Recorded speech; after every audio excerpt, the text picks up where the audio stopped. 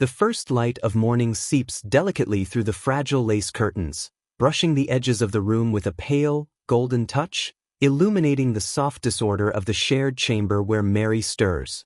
The air is cool and faintly scented with lavender, mingling with the earthy smell of aged wood and the faint, lingering aroma of last night's candles, their smoke having settled into the corners and crevices.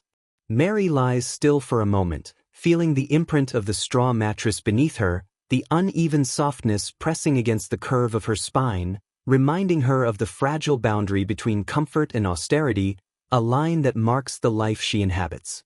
Each breath draws in the quiet persistence of the day-to-day.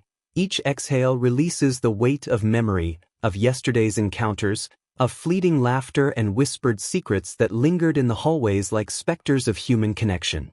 Her eyes flutter open slowly, adjusting to the softened morning, the light revealing the faint creases of her face, the delicate arch of her collarbone, the curve of her hands folded over the edge of the blanket. Even in this modest room, shared with other women whose lives are as intertwined and as delicate as threads in a tapestry, there is a rhythm, a measured cadence to existence that begins with these quiet moments of awakening. She rises with deliberate care, mindful not to disturb the slumbering forms around her, the rhythm of the household already humming beneath the surface, the distant sound of footsteps, the soft murmur of voices, the occasional scrape of a broom against the wooden floorboards.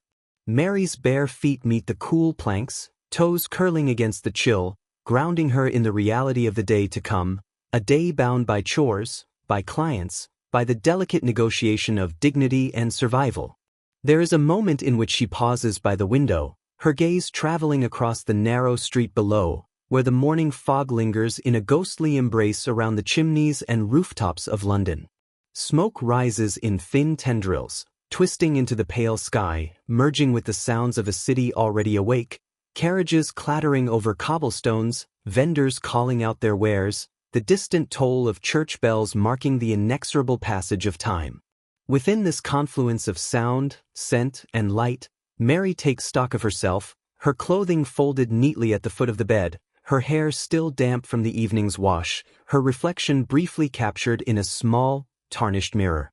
She studies her face with an almost clinical detachment, noting the faint shadows under her eyes, the resilience etched into her features, the fragile line between vulnerability and strength, between survival and surrender. The morning rituals begin in silence, a choreography as old as the brothel itself. She washes her face in the basin, water cold and bracing, as if to awaken more than the body alone, but the mind, the spirit, the invisible layer of composure that must be worn as armor throughout the day. Hands dipped and lifted, splashing in careful rhythm, water dripping onto the worn wooden floor, echoing softly in the quiet room, a private percussion marking the beginning of labor, of performance, of life measured by meticulous routine. In these first movements, Mary claims a measure of control, a fleeting dominion over the smallest aspects of her world. She dresses with practiced care, selecting garments that balance modesty and allure, comfort and expectation. Each fold of fabric, each pin, each subtle adjustment is both armor and invitation, a careful negotiation of self-presentation that will follow her through the day, through the gaze of clients, through the invisible judgment of a society that observes in whispers and condemns in silence. Even as she moves, there is awareness of her fellow women, some still nestled in the warmth of sleep, some already attending to their own tasks, the soft clatter of metal, the quiet rustle of skirts, the almost imperceptible sighs and murmurs forming a gentle symphony of shared existence. In this room, life is neither entirely private nor entirely public. It is a delicate tension, a shared intimacy threaded with boundaries, where every glance and every movement carries meaning beyond the immediate, where survival is interwoven with companionship, and where the smallest gestures, offering a towel, adjusting a candle, whispering a brief word of comfort, become acts of mutual sustenance. Mary inhales the faintly perfumed air, the lavender and soap mingling with the distant scent of coal smoke from the street below, and she feels the quiet resolve settling in her chest. Today will be like every other day, measured in small increments, negotiated in silences, rehearsed in gestures and routines. Yet within the repetition lies a strange beauty, A rhythm that offers both predictability and the opportunity for subtle defiance, the chance to carve moments of personal agency in a world that often denies it. The morning light grows stronger, filtering through the lace, casting soft patterns on the walls and illuminating the textures of the room, the peeling wallpaper, the rough wood of the bed frame, the glint of water in the basin, the small personal items placed with care, each one a fragment of identity preserved amid necessity. And in this light, Mary breathes deeply, feeling the pulse of the city beyond the window, the pulse of her own heart within her chest, and the pulse of a day yet to unfold. Every movement, every gesture, every quiet decision is a thread in the tapestry of her existence, woven with care, with resilience, with the understated dignity of a woman navigating a world that often denies her both recognition and reprieve.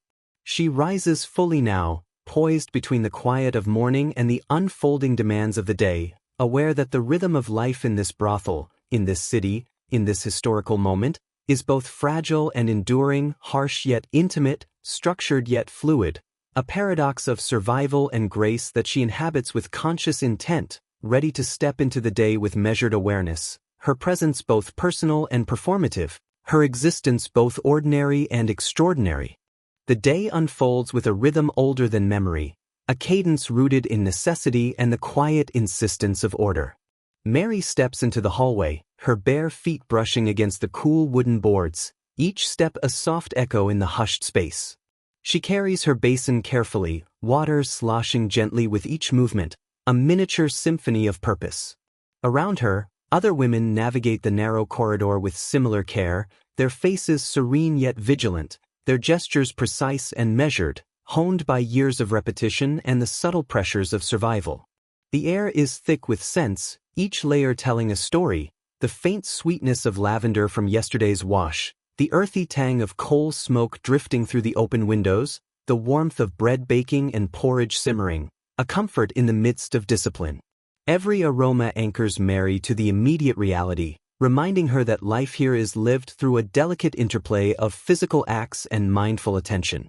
Even the chores, the folding of sheets, the sweeping of floors, the careful arrangement of clothing, become meditative practices, small rituals that provide a measure of control in a world that constantly tests her resilience. Mary begins with the linens, unfolding each sheet with precise fingers, feeling the texture of worn cotton against her palms. There is a rhythm to the motion, almost musical in its regularity, a cadence that steadies the mind as much as it cleanses the space. Each fold is a line drawn in a map of survival, a subtle assertion of presence in an environment that demands vigilance and composure. The bed frames are wiped and polished, the brass knobs catching the early light, reminding Mary of the duality of her existence, the need to maintain an exterior of refinement and order even as the interior world of her thoughts carries complexity, doubt, and desire. Next comes the washing of hands and face, a repetition of cleansing that extends beyond mere hygiene. The cold water splashing over skin, the careful drying of each finger and wrist, the attention to small details, all become acts of preparation, a preparation not only for the day's work but for the psychological performance that must accompany it. Mary attends to her reflection in the small mirror along the hallway wall, adjusting her hair with slow deliberation, smoothing stray strands, the faint brush of her fingers across the delicate planes of her face both functional and comforting. Appearance is survival here, a theater of subtle gestures and precise presentation, a negotiation of how she is perceived and how she perceives herself within these walls and beyond them. As she moves toward the communal washroom, the soft sound of water running and the clinking of basins create an understated symphony of domesticity, a quiet orchestration of labor and care. Other women join her, some nodding in silent acknowledgement, some absorbed in their own private reflections. The air hums with shared understanding, the unspoken knowledge that each gesture, each movement, each meticulous attention to routine carries weight far beyond the immediate act. These rituals are shields against disorder, against the unpredictable currents of both city life and the clandestine work they perform. Breakfast is the next act, modest in its composition yet rich in significance.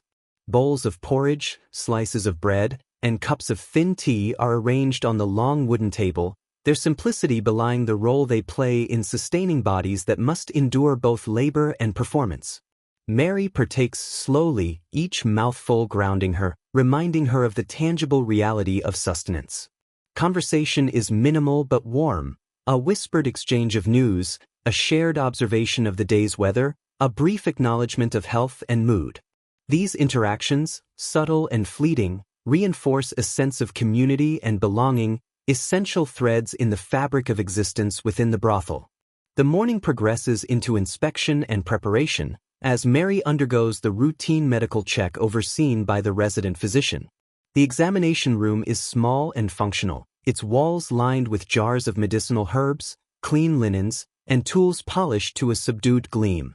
The doctor greets her with professional courtesy, his demeanor respectful, acknowledging her humanity amidst the clinical process.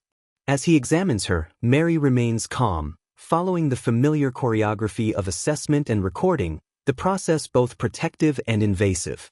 Here lies the paradox of care and surveillance, a tangible reminder that survival demands compliance, awareness, and an understanding of boundaries, both personal and professional. Through these rituals, the washing, the folding, the quiet preparation, the medical examination, Mary navigates the interplay of discipline and autonomy, of structure and spontaneity. Each action is imbued with significance, a negotiation between the necessity of the house and the preservation of self. She emerges from the morning routine grounded, aware of the layers of her own resilience, ready to step into the complex choreography of the day ahead. The clients, the conversation, the nuanced performance that requires her to balance empathy and detachment, desire and discretion, humanity and artifice. In the quiet corridor, Mary pauses for a moment, listening to the soft hum of activity around her, the distant scrape of a broom, the faint clatter of dishes, the whispered laughter of a companion. Each sound is a marker of presence, a reassurance that life continues in its delicate equilibrium and that she, too, is an essential part of the fragile architecture of this space.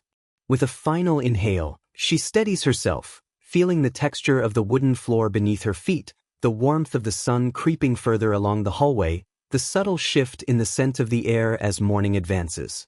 In this pause, fleeting yet profound, she acknowledges the continuum of survival and resilience and steps forward into the unfolding rhythm of her day, carrying with her the quiet dignity that these rituals, these repetitions, have conferred.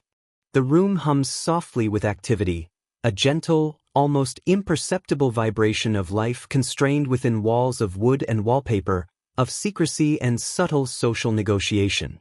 Mary steps into the space, her movements careful, deliberate, aware that each gesture carries weight, that each glance, each inflection, each adjustment of posture communicates information beyond words. Around her, the other women attend to their own preparations, brushing hair into smooth waves, adjusting the drape of skirts, applying a whisper of color to lips or cheeks, performing the minute artistry of appearance that will translate into both safety and livelihood. There is a rhythm to their movements, a choreography unspoken yet fully understood. Each knows the other's patterns, their preferences, their strengths and vulnerabilities. In this delicate balance, there exists both competition and solidarity, two currents flowing together, shaping the texture of the day. Mary greets a companion with a nod and a slight smile, a gesture that carries reassurance, acknowledgement, and the unspoken promise of mutual support. In response, the other woman offers a brief comment, a whisper of advice about a client, a subtle warning about the morning's patterns of business, and in that exchange lies both caution and camaraderie. They speak little of their own hardships in this early morning hush, reserving complaints for private corners or quiet confidences. Yet even in silence, the knowledge of shared circumstance binds them. Each glance exchanged, each careful adjustment of dress, each placement of hand upon shoulder or elbow functions as an anchor, a reassurance that amid the pressures and judgments of the outside world, they inhabit a microcosm where understanding is tacit, empathy embedded in action, and where resilience is collectively sustained. Mary sits for a moment on the edge of an upholstered chair, adjusting the fold of her gown, her fingers lingering over the delicate lace trim. In her mind, she rehearses the day's interactions, the careful balancing of charm and discretion, the performance of interest without exposure, the maintenance of composure while navigating both affection and assessment in the eyes of clients. These mental rehearsals are as critical as the physical gestures. They are the scaffolding upon which her identity, both private and performative, is constructed and maintained. Conversation drifts quietly through the room, soft and layered. One woman comments on a client's temperament, another shares a hint about a neighborhood event, another laughs briefly at a memory from the night before. Laughter here is measured, a delicate balance of relief and caution, its resonance shaped by the boundaries of propriety and the knowledge that ears, both literal and metaphorical, are never absent. Each shared story, each fragment of advice, each quiet joke reinforces the bonds of the group while subtly delineating lines of individual experience, reminding each woman that while survival is collective, mastery of self and performance remains personal. As Mary moves to check her reflection once more in the small, handheld mirror, she contemplates the duality of her existence. The mirror reflects not only her physical appearance but also the careful negotiation of expression and posture, the subtle adjustments that communicate confidence, availability, and discretion. Her eyes linger on the faint shadow under her lids, the smoothness of her hair, the curve of her lips, the poised tilt of her chin. In these moments, she asserts her own agency, a quiet mastery over perception, a recognition that while circumstance constrains, skill, preparation, and awareness remain her own. The first client is soon expected to arrive, and with this anticipation comes the subtle shift from preparation to performance, from private rehearsal to public engagement. The women gather their composure, smoothing skirts, adjusting collars, straightening hairpins, and ensuring that every gesture is as precise and intentional as the rhythm of the room demands. Mary feels the familiar tightening in her chest, not of fear, but of awareness, the consciousness that she is stepping into a space where social negotiation, emotional labor, and economic calculation intertwine seamlessly. And yet, amid this meticulous preparation, there is a quiet undercurrent of solidarity. When one woman falters, another offers a fleeting gesture of support, a brush of the hand, a whispered word, a soft smile. These micro-acts of care, almost invisible to any outside observer, are the glue that holds the delicate social fabric together, sustaining resilience, creating continuity, and offering reassurance that in the labyrinth of expectations, boundaries, and interactions, none of them is entirely alone. Mary inhales the mingled scents of the room, the faint perfume of lavender from yesterday's wash, the earthy tang of polish on the wooden surfaces, the subtle aroma of bread and tea from the distant kitchen, and feels a grounding warmth spread through her chest. It is a reminder that even in the midst of preparation, anticipation, and subtle competition, there is safety here, there is ritual, there is a sense of belonging anchored in shared understanding and mutual reliance. As the distant knock on the door signals the beginning of business, the women adopt their roles seamlessly, transitioning from companions and confidants to performers and interlocutors. Mary straightens, her back unbowed, her gaze steady, her posture balanced between allure and dignity. She understands the dance that lies ahead, the intricate choreography of conversation, charm, and discretion that defines the profession. In that moment, she also senses the continuity of resilience, the inheritance of survival strategies honed by countless women before her, and the quiet strength that comes from embracing both individuality and community in equal measure. Thus, in the soft glow of morning light and the muted hum of the brothel's inner life, Mary stands poised on the threshold of the day's encounters. Every gesture, every glance, every carefully modulated expression is both armor and invitation, part of a broader meditation on agency, survival, and the subtle art of living within constraints. The room holds its breath with her, the walls echoing with the unspoken poetry of labor, companionship, and performance, as the delicate balance between private identity and public expectation prepares to unfold in the intricate, measured rhythm of the day. The door opens with a measured creak, and Mary rises, the soft swish of her gown whispering against the polished floorboards, a delicate sound that carries the weight of ritual, anticipation, and careful intention. She greets the visitor with a tilt of the chin, a slight smile, and eyes that balance acknowledgement with composure, projecting warmth and accessibility while preserving the inner sanctum of her self-possession. Each movement is a language in itself, a conversation conducted through posture, gesture, and gaze, a choreography honed through experience, instinct, and the tacit wisdom of countless women who have inhabited similar thresholds before her. The man steps inside, coat brushing against the edge of the rug, boots leaving faint impressions in the soft fibers. He carries with him the humidity of London streets, the scent of coal smoke and damp wool, an invisible aura of expectation. Mary notes the slight tremor in his hand, the tightening at the corners of his eyes, the subtle shifts in posture, all markers of a human being negotiating unfamiliar intimacy, seeking connection, reassurance, or distraction in the safe enclosure of this room. Her mind records each detail, not with judgment, but as a means of guiding her response, calibrating her own presence to the rhythms, desires, and needs that she discerns. She offers a seat, a gesture both functional and symbolic, a framing of the encounter within the bounds of mutual respect and defined interaction. The man complies, settling into the chair with a mix of relief and hesitation, a slight exhalation of tension that Mary perceives with quiet attentiveness. She sits opposite him, maintaining the delicate balance of approachability and distance, the subtle artistry of eye contact, gesture, and verbal cadence shaping the first layer of connection. Here, the work is invisible, conducted in the currents of unspoken understanding, the gentle sway of social negotiation, the delicate architecture of trust and performance. Conversation begins in low tones, words chosen as carefully as clothing, each sentence a brushstroke in the portrait of the evening's engagement. The client speaks, revealing fragments of his life, hints of loneliness, stress, desire, or curiosity, each word offering insight into the human landscape he carries with him.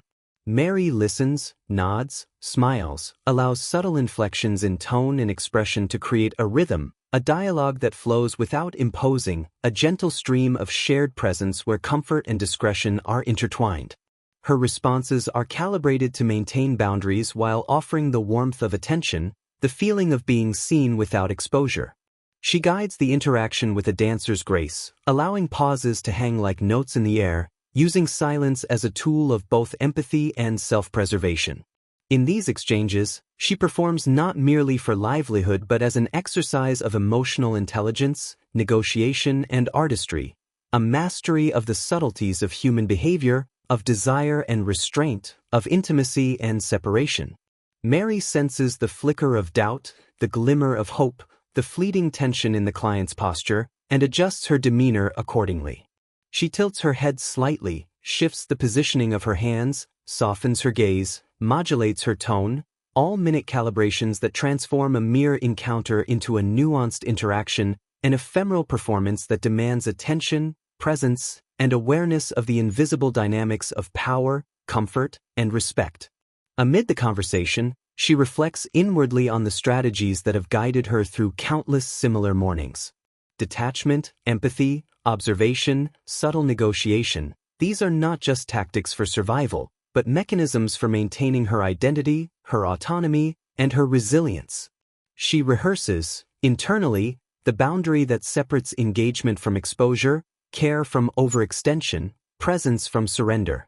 This boundary is not always visible, nor easily articulated, yet it is essential, the invisible frame upon which the architecture of her professional life is built. Time flows in a measured, almost imperceptible manner. Minutes stretch and contract with the rhythm of conversation, with the cadence of silence, with the alignment of gaze and gesture. Mary notes the shift in light as sun filters through the window, casting long, slanted patterns across the floor, across the rug, across the polished surfaces of wood and brass. Shadows play upon walls, reflecting the subtle interplay between concealment and revelation, between private thought and public action, between vulnerability and mastery. And yet, even as she performs, she finds moments of genuine observation and curiosity, glimpses of character, of humanity that exist beyond transactional necessity. The client's voice, hesitant at times, reveals the hidden structures of his day, the small regrets, the fleeting satisfactions, the intricate web of social expectations and private longing. Mary responds with a combination of tact and perception, her words bridging the private and public, the intimate and the practical, the performative and the authentic. As the encounter proceeds, Mary maintains the practiced rhythm of emotional labor. She measures laughter, modulates the intensity of engagement, offers empathy within the constraints of discretion, and draws upon her internal reserves of patience and understanding. Every gesture, every phrase, every moment of attention is simultaneously labor and art, survival and expression, a meditation upon human connection as much as a performance of vocation. When the engagement finally draws to a close, there is a subtle exhalation, a shift in posture, a recalibration of presence.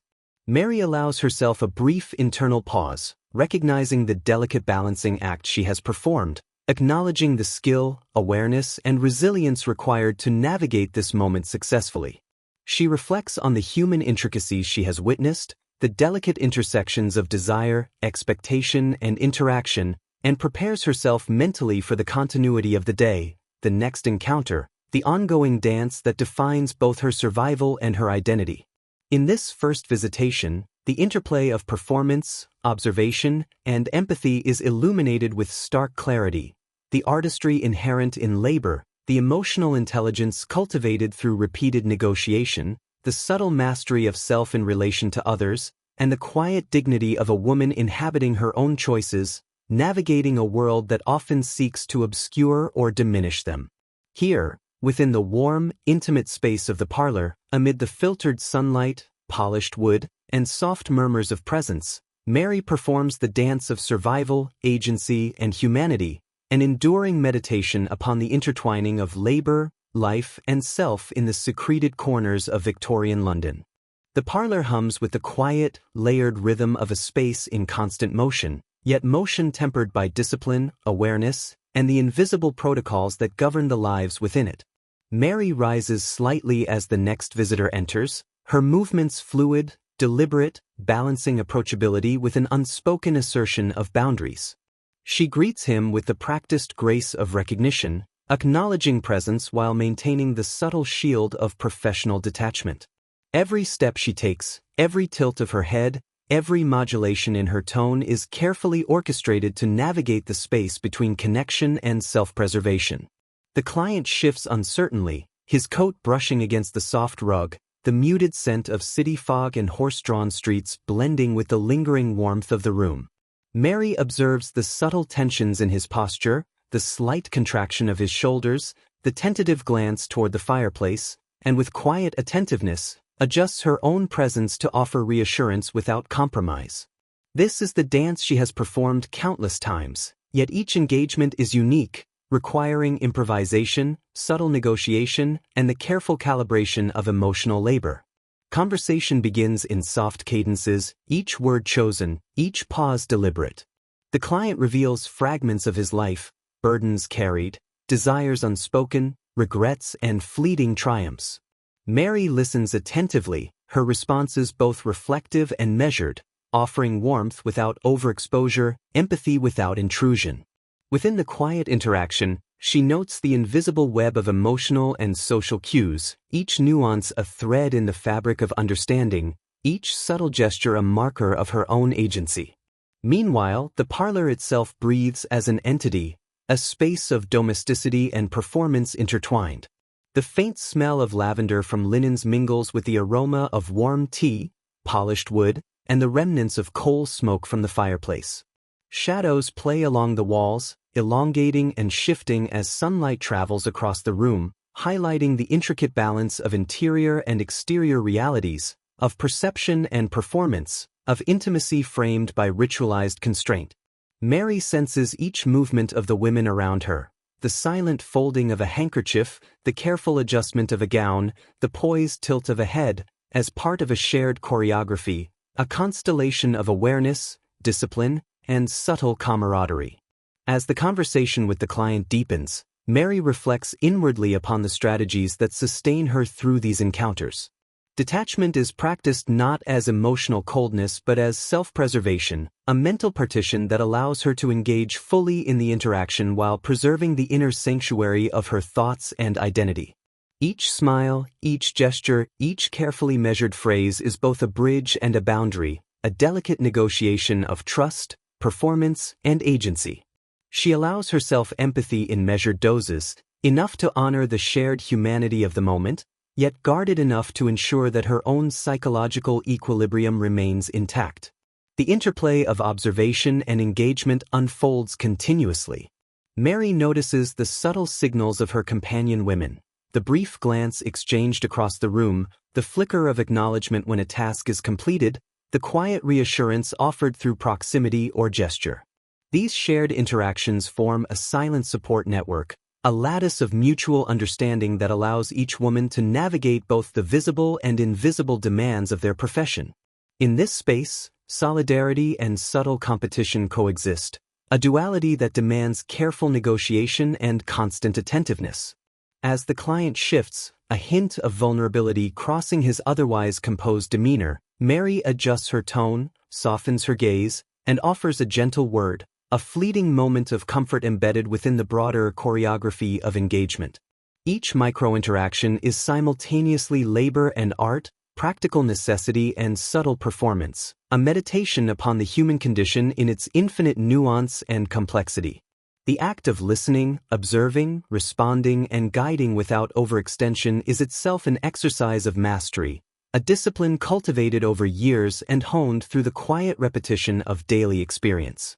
Mary notices the delicate balance of time, the subtle marking of hours not by clock alone but by the rhythm of arrivals, departures, gestures, and attention. She senses the ebb and flow of energy in the room, the rise and fall of concentration, the minute shifts in posture and expression that signal both readiness and fatigue. She aligns her own energy with this flow, modulating attention, adjusting expression, and maintaining the equilibrium that allows both the client and herself to inhabit a space of safety, ritual, and interaction. The encounter gradually reaches its conclusion, the client's subtle cues signaling the end of engagement. Mary allows the interaction to taper naturally, guiding the conversation and gestures toward closure, ensuring that boundaries are maintained and that emotional and physical equilibrium is preserved. She reflects inwardly upon the delicate architecture of the engagement, acknowledging the skill, awareness, and subtle artistry required to navigate the encounter with both empathy and self-protection intact. As the client departs, the parlor resumes its softer rhythm, the hum of activity punctuated by the faint clatter of teacups, the movement of skirts, and the quiet exchange of whispered observation among the women. Mary pauses, inhaling the mingled aromas of lavender, tea, and polished wood, feeling the grounding continuity of ritual, camaraderie, and discipline. In this moment, she recognizes the interwoven currents of connection and detachment, performance and authenticity, labor and artistry, and the enduring strategies that allow her to navigate a world that is simultaneously intimate, demanding, and constrained by social judgment. Thus, in the warm, filtered light of the parlor, amid the subtle interplay of presence, observation, and silent support, Mary inhabits the delicate balance of agency, resilience, and human connection. The rhythms of survival, artistry, and emotional labor continue to unfold, a meditation on the layered intricacies of life, identity, and performance within the hidden corners of Victorian London, where every encounter carries weight, every gesture conveys meaning, and every pause resonates with the unspoken poetry of endurance and grace. The afternoon settles with a subtle hush, a muted cadence that allows the mind to wander through corridors of reflection while the body rests briefly in measured stillness. Mary cradles her tea, feeling the warmth seep into her palms, each sip an anchor to the present, a gentle reminder that moments of respite are both necessary and sustaining. She observes the movements of the women around her, the deliberate, almost ritualized gestures of grooming, the soft folding of garments, the measured application of color to lips and eyes, and recognizes the delicate balance of care and performance that structures their day. In these quiet interstices, Mary's attention turns inward, tracing the outlines of her own responses, emotions, and strategies.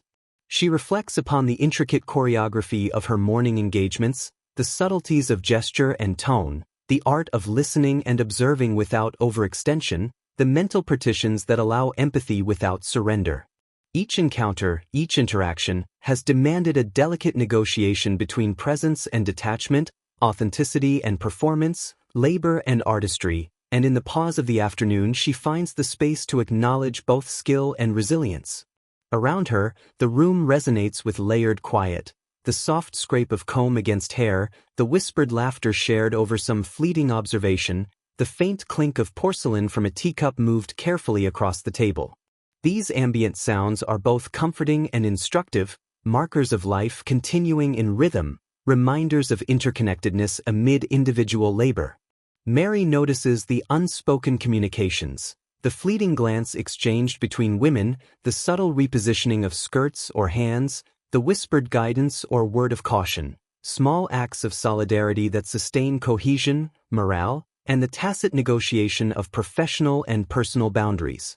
Her mind drifts to the nature of these invisible supports, contemplating how shared experience, empathy, and mutual observation allow the women to navigate not only the practicalities of their profession but also the emotional and social landscapes it imposes. In this microcosm, camaraderie coexists with competition, laughter intertwines with vigilance, and the delicate network of support forms the architecture that sustains resilience.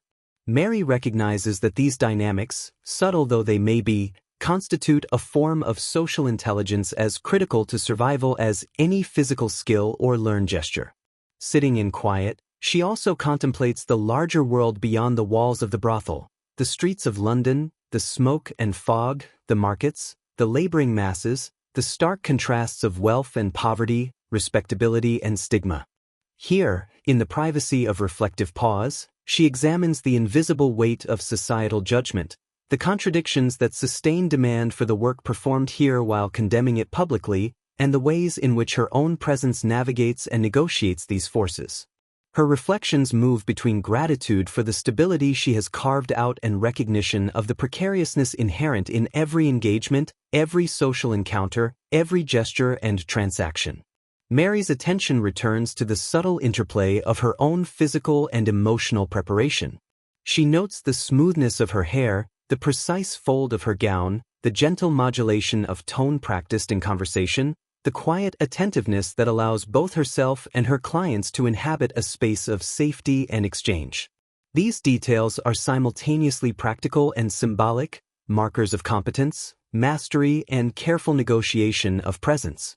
She recognizes the artistry in these acts, the deliberate curation of appearance, the subtle performance of demeanor, the orchestration of gesture and word, as expressions of agency, survival, and self-respect within a constrained environment.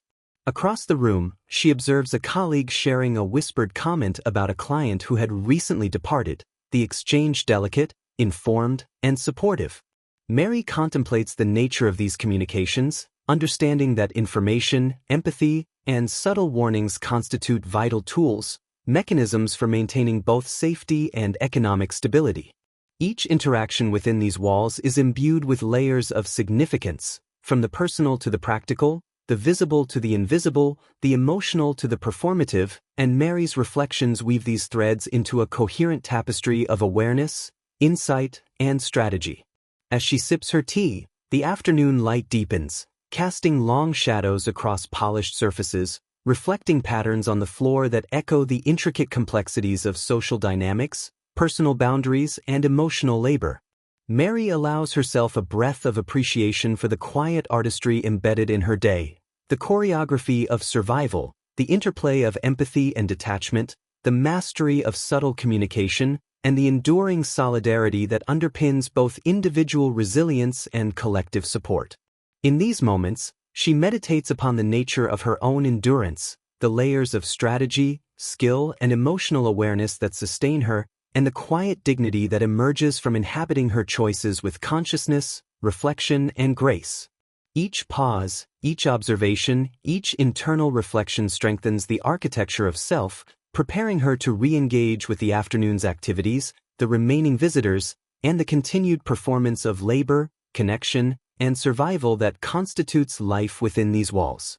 Mary finishes her tea, setting the cup gently on the table, the faint clink of porcelain a grounding sound in the quiet afternoon. She straightens her posture, inhales the mingled aromas of lavender, polished wood, and tea, and feels the subtle tension of anticipation threading through her muscles, a reminder that the day is far from over, that skill, empathy, and observation will continue to guide each interaction, and that the balance between performance and presence, between labor and artistry, between connection and detachment, will remain both the challenge and the meditation of her existence. And so, in the quiet interstices of the afternoon, Mary inhabits a liminal space where reflection, preparation, and awareness converge, a space where the delicate currents of survival, agency, and human connection flow in unison, carrying her through the invisible architecture of life within the hidden corridors of Victorian London, sustaining resilience, preserving dignity, and nurturing the subtle art of living deliberately, thoughtfully, and with enduring grace. The evening settles over the city like a velvet cloak, softening the edges of streets and buildings, muffling the distant clatter of carts and the sharp cries of street hawkers. Within the brothel, the ambient glow of lamps and candles transforms the familiar rooms into a sanctuary of muted light and shadow, a space where preparation, ritual, and performance converge. Mary stands before her dressing table, hands poised over the delicate fabric of her gown, tracing the folds, adjusting the drape, attuning herself to the precise balance of elegance and restraint required for the evening ahead.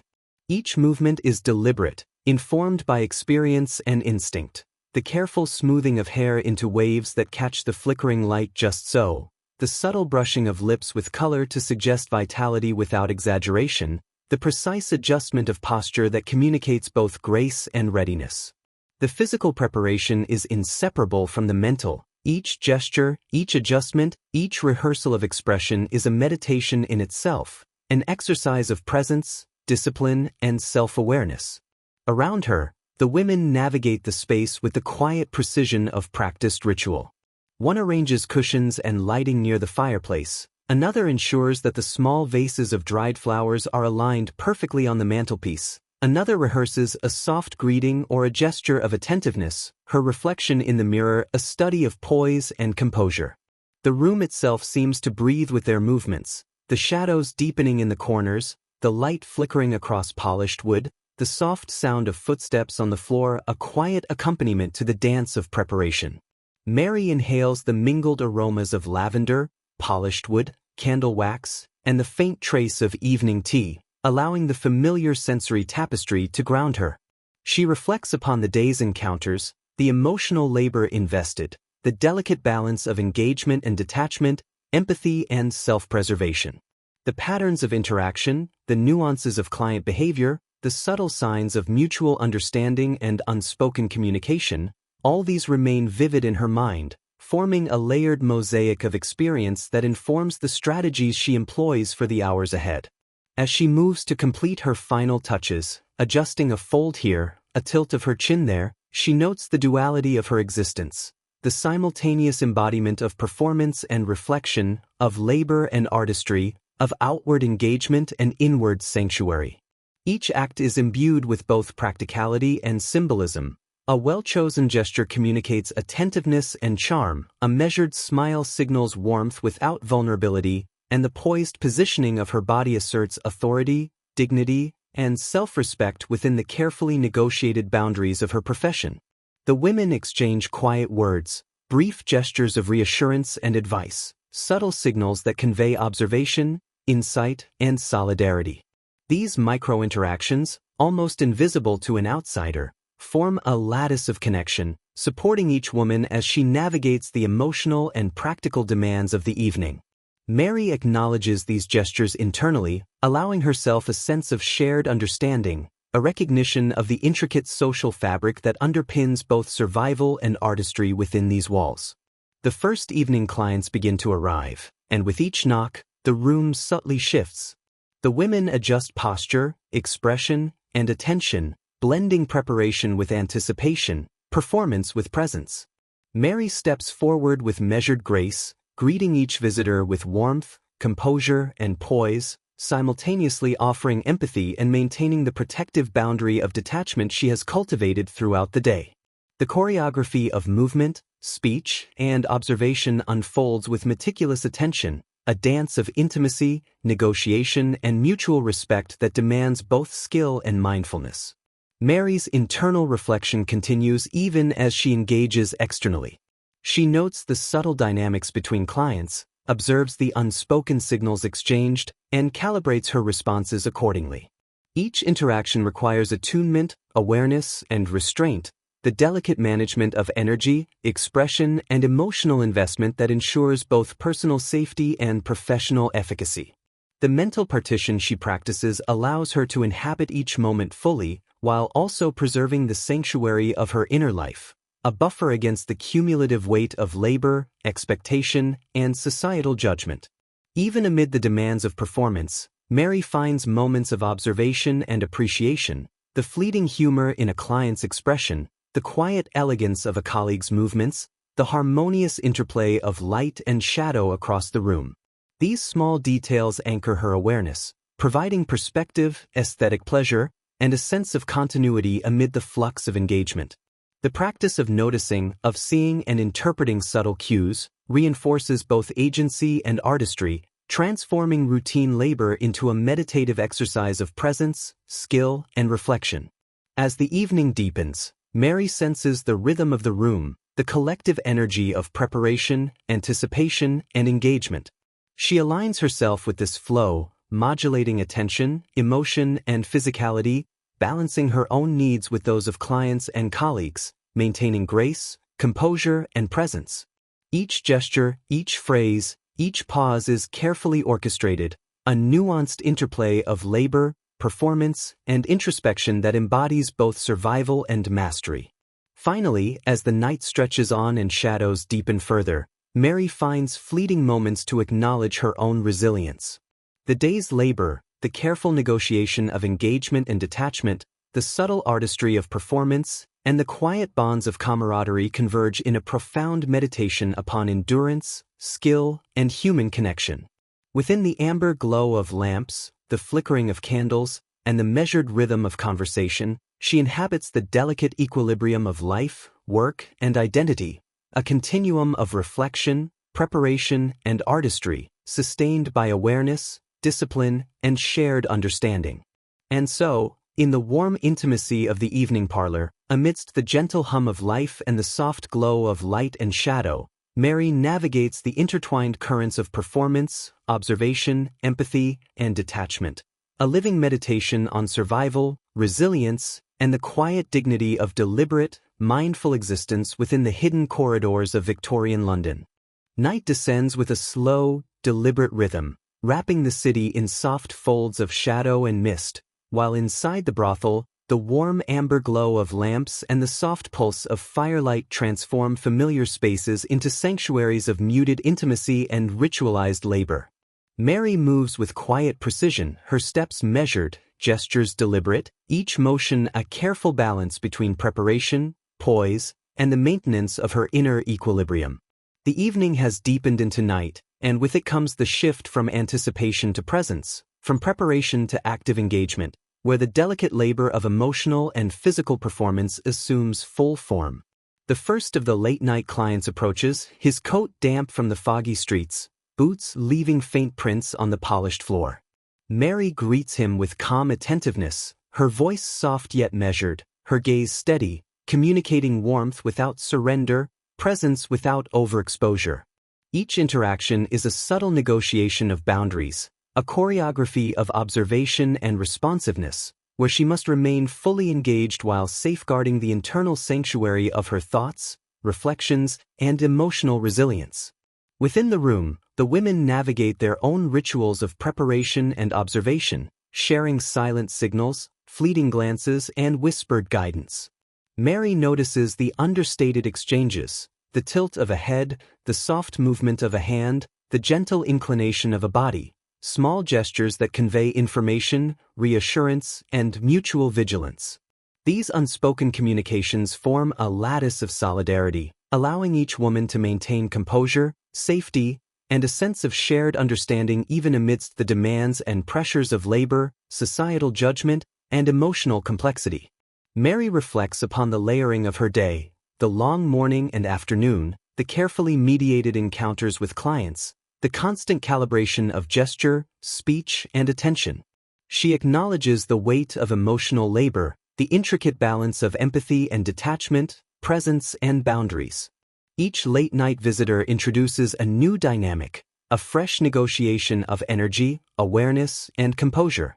The subtle art of sustaining oneself through these moments, measuring tone, gesture, expression, and emotional investment, is as vital as the physical preparation she performs in front of mirrors or at dressing tables. Her mind wanders through the quiet corridors of observation, the fleeting nuances of a client's posture, the imperceptible signals in a gaze or smile, the traces of hesitation or longing, the silent reassurance or connection offered through words, touch, or attention. Each element contributes to the delicate architecture of interaction, a structure she maintains not out of vanity or habit alone, but as a conscious exercise of survival, agency, and skill. She discerns the invisible layers of desire, expectation, and need that coexist in every encounter, the hidden textures of human behavior that demand attentiveness, empathy, and careful reflection. Between engagements, Mary steals moments of solitude, inhaling the layered scents of lavender, polished wood, and candle wax, feeling the gentle warmth of firelight against her skin. She observes the quiet choreography of her colleagues, noting their poise, their subtle adjustments, their fleeting gestures of support and reassurance. These moments of reflection are both restorative and instructive, allowing her to integrate experience, evaluate strategies of engagement, and reaffirm boundaries, resilience, and self-possession. The duality of night, intimate visibility within the room contrasted with the anonymity of the streets beyond, offers Mary space to meditate upon her position within this delicate lattice of survival, artistry, and human interaction.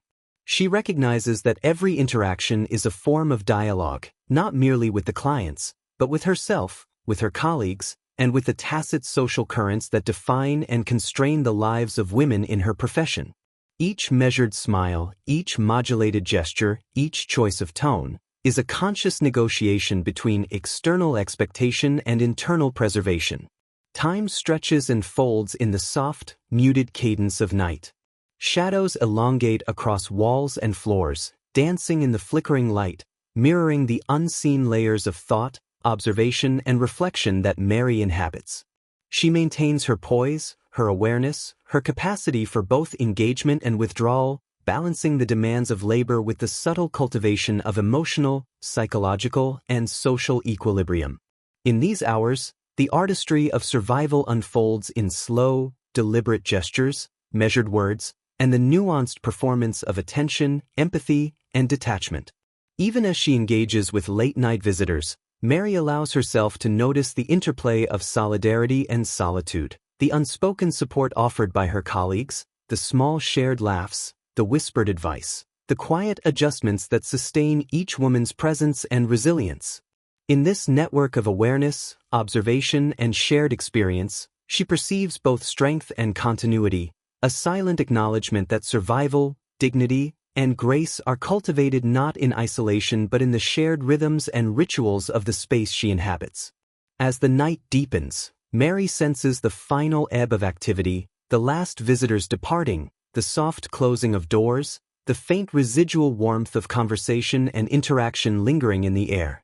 She pauses near the window, observing the quiet streets beyond, the muted glow of lamps reflected on cobblestone, the distant hum of a city that continues to move, live, and breathe.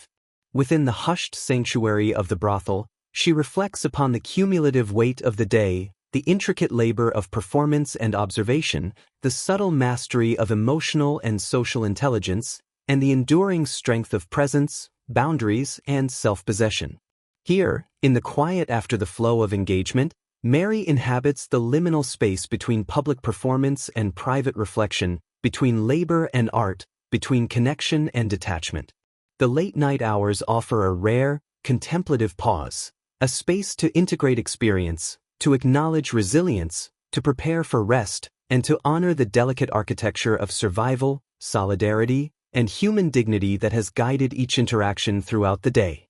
And so, under the soft amber glow of lamp and firelight, Amidst the quiet cadence of lingering shadows and whispered movements, Mary completes the arc of nightfall, a meditation upon the intertwined currents of presence, labor, empathy, and reflection, where survival is not only physical, but emotional, social, and profoundly human, a quiet testament to grace, awareness, and resilience in the hidden corridors of Victorian London. The door closes softly behind her, the echo of the day's activity receding into muted memory, leaving Mary alone with the gentle warmth of her private sanctuary. The lamp casts a soft, flickering glow, illuminating the familiar contours of her modest room. The neatly made bed, the small wooden chair, the folded garments, the wash basin prepared for her nightly ritual. Here, the external demands of performance, observation, and engagement dissolve into the quiet stillness, leaving space for reflection, restoration, and the slow, deliberate practice of self-care. Mary settles into the room, removing the layers of evening attire with careful, deliberate movements. Each fold of fabric, each unfastened clasp, each gentle smoothing of clothing is an act of transition, a shedding of the performance that sustained her through the day. The tactile sensations, the cool touch of linen, the faint rustle of skirts, the soft press of the mattress against her body, ground her in the present, reminding her that the labor of survival extends beyond engagement with others to the quiet cultivation of her own well-being. She approaches the wash basin, dipping the cloth into warm water, the faint scent of soap mingling with residual lavender from earlier rituals. The act of washing her face and hands becomes both physical and symbolic, a purification of the day's labor, a gentle clearing of the layers of interaction, expectation, and emotional negotiation that have accumulated with each encounter. The water carries away not only the visible traces of the day but also the subtle residue of attention, energy, and empathy invested in the countless gestures and conversations performed under scrutiny, expectation, and necessity. Seated on the edge of the bed, Mary allows herself a moment of stillness, observing the faint shadows flickering across the walls, the gentle glow of the lamp reflecting softly in the small mirror.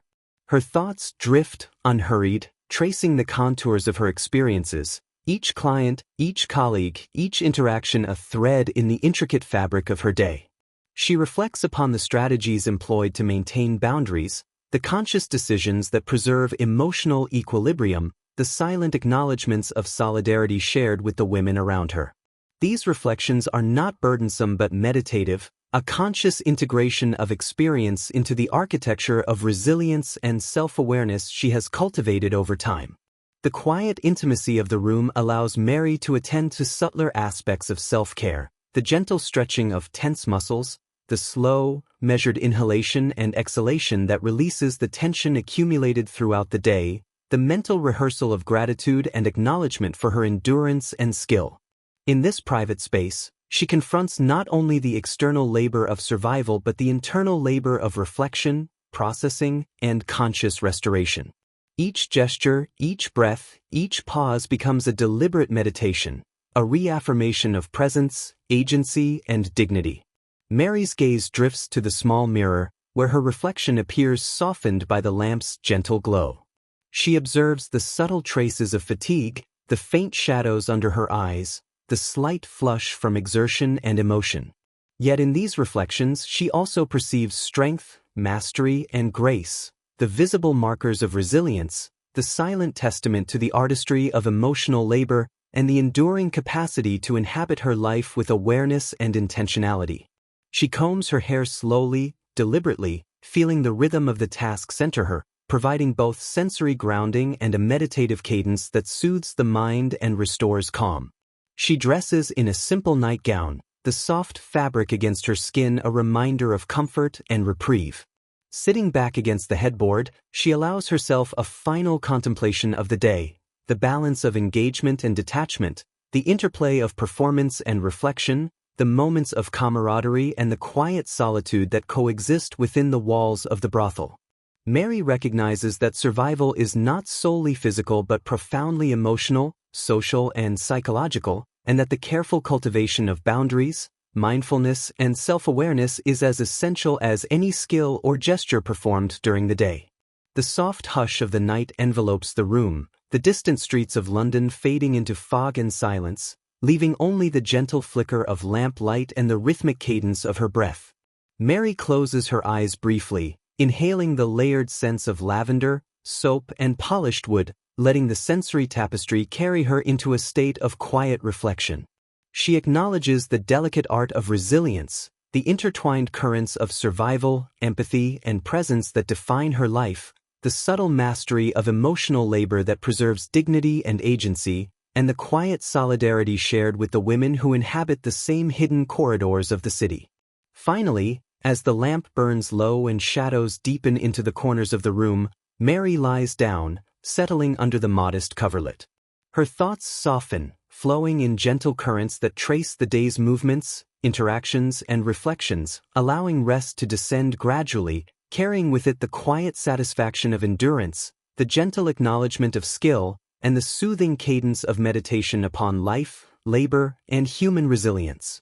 Within this private sanctuary, she inhabits the space between wakefulness and slumber, reflection and restoration, presence and detachment, a living meditation upon survival, grace, and the enduring poetry of life within the hidden corridors of Victorian London. The final hours of night stretch gently across the city, the fog settling softly over cobblestone streets, carrying with it a muted stillness that envelopes the hidden corners of London. Within her modest room, Mary lies quietly beneath the thin, clean coverlet, the gentle flicker of the lamp casting long, dancing shadows across the walls. The day's labors, the delicate choreography of presence, attention, and performance, the emotional labor invested in countless interactions, the precise calibration of empathy and detachment, have left their subtle imprint, now softened in the calm intimacy of private reflection. Mary allows her thoughts to drift over the arc of the day, tracing the sequences of engagement with clients, the careful management of gestures and expression, the whispered exchanges and silent signals shared with her colleagues. Each moment, once active and demanding, now folds into memory, creating a layered tapestry of experience in which skill, observation, and presence intertwine seamlessly with reflection, mindfulness, and internal equilibrium. She perceives the invisible hierarchies, the unspoken alliances and understandings that structure life within the brothel, the quiet authority of Mrs. Cartwright, the mentorship of senior women, the subtle networks of information and support that sustain cohesion and safety. In this contemplative state, Mary recognizes the profound interplay of individual effort and collective resilience, the delicate balance between self-preservation and mutual care.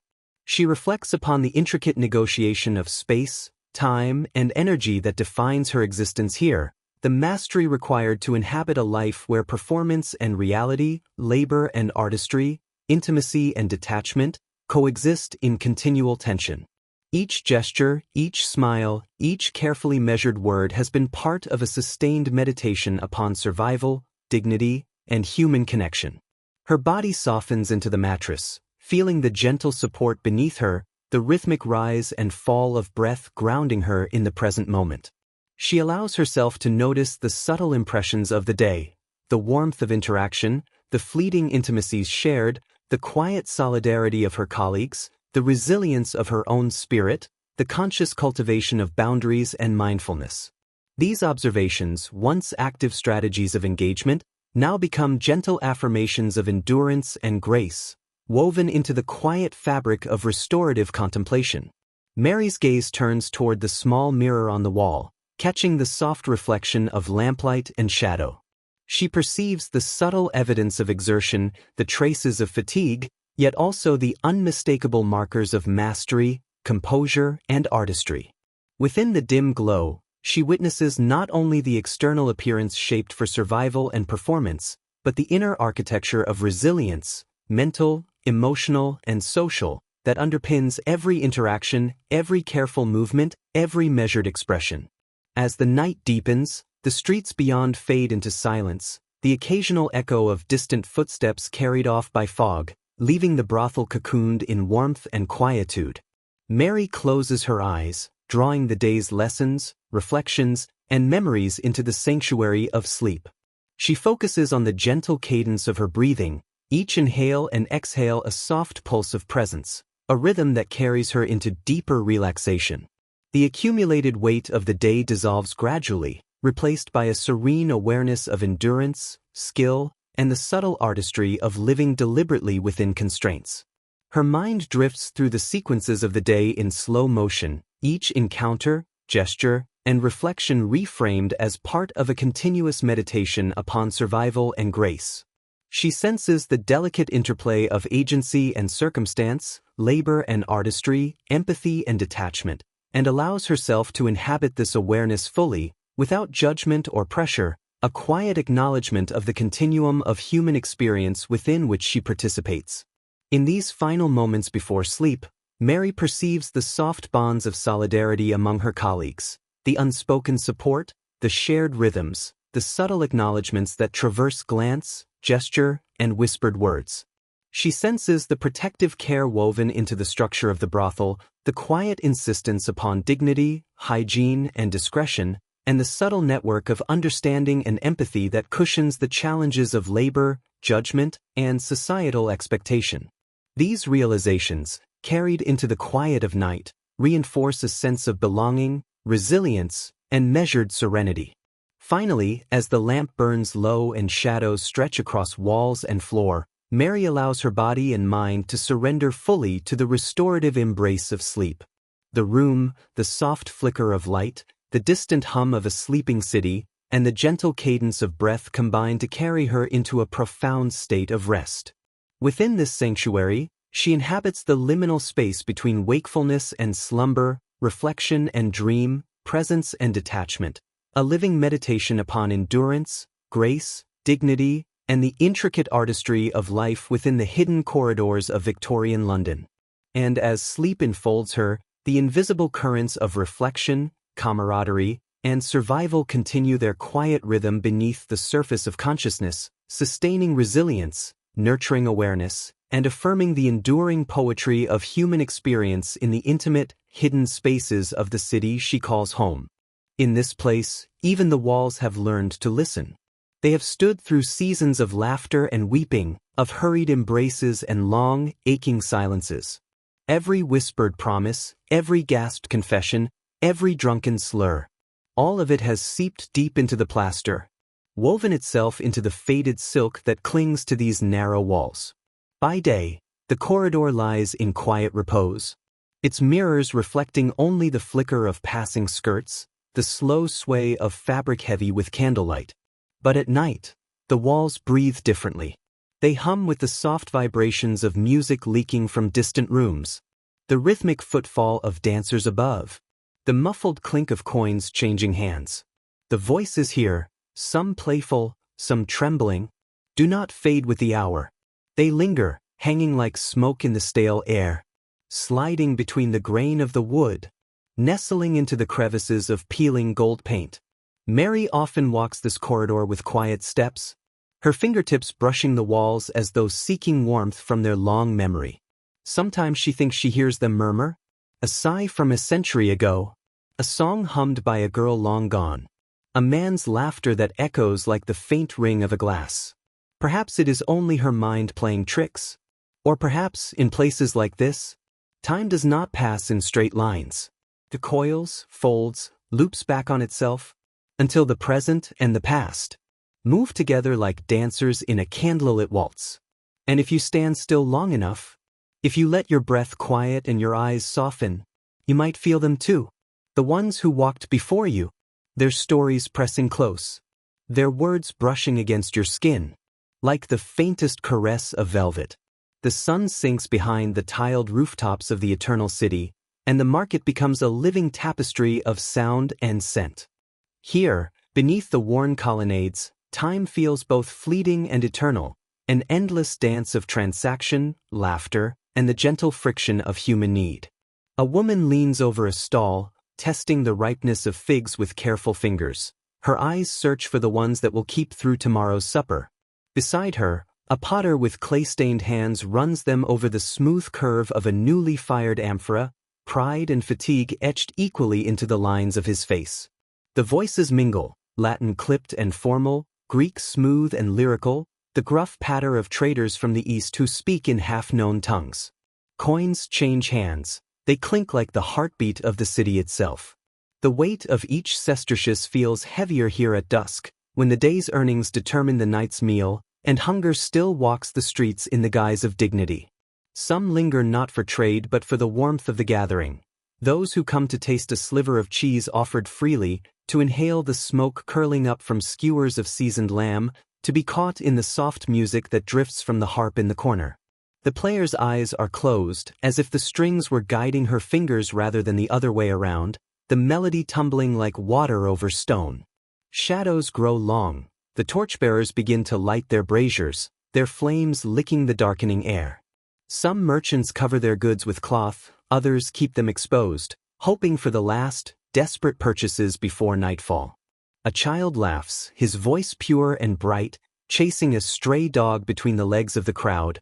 Both vanish into the swirl of bodies, leaving only the echo. Mary moves through it slowly, her steps unhurried, as though savoring each fragment of the scene. The curve of a melon, the calloused hands that weigh the bread, the smell of earth clinging to freshly pulled carrots. She buys nothing, yet she gathers more than any coin could buy. The memory of voices, the comfort of light on stone, the music of an ordinary evening in Rome. In this place, even strangers are part of the same breath. And as the torches flare against the coming night, the market glows like a small, beating heart, fragile, persistent, unafraid of the dark. In the hidden heart of the house, away from the painted walls and soft beds, the kitchen breathes with an older, earthier rhythm. It is here, in the warm belly of the building, that fire and grain meet to create the simplest of luxuries, bread. The oven's mouth glows, alive with embers that have been coaxed into wakefulness since dawn. A steady pulse of heat radiates into the air, making every movement heavy, every breath tinged with smoke and the scent of baking wheat. The woman working the dough does not speak. Her hands know the ritual: press, fold, turn, press, fold, turn. Flour drifts into the air in ghostly clouds, clinging to her skin, her lashes, the fine hairs on her arms. This is not the bread of the rich, with honeyed crusts or fragrant herbs. It is the bread of survival, coarse, hearty, and meant to fill the belly. But even here, in the kitchen of a brothel, bread is more than sustenance. It is the quiet promise of warmth. The sound of the knife scraping the board, the hiss when olive oil touches hot clay, the sigh of the oven door as it closes, each is part of an unspoken liturgy. From the other rooms, muffled laughter rises and falls like the distant surf. Voices call in Greek, in Latin, in accents from far-off provinces. But the kitchen does not change its pace for them. It belongs to the old rhythm, the same that has kept hearths alive since before the city was stone. The first loaf is pulled from the oven. Its crust crackles softly, like a whisper of approval from the gods of the household. Steam escapes in a slow curl, carrying the smell of roasted grain into the air. In that moment, even the most hurried girl passing through the kitchen might pause to breathe it in, the smell of home, no matter how far from home she is. For in a city that devours and forgets, the taste of fresh bread is one of the few things that can make a stranger feel whole again. That I in the quieter alcoves of such places, away from the loudest boasts and the clatter of cups, there were women who carried themselves like forgotten royalty. They did not need to speak for their presence to be felt. The gold dress she wore was not real gold, not threads spun from the treasuries of emperors, but in the flicker of the lamplight, it became something richer than coin.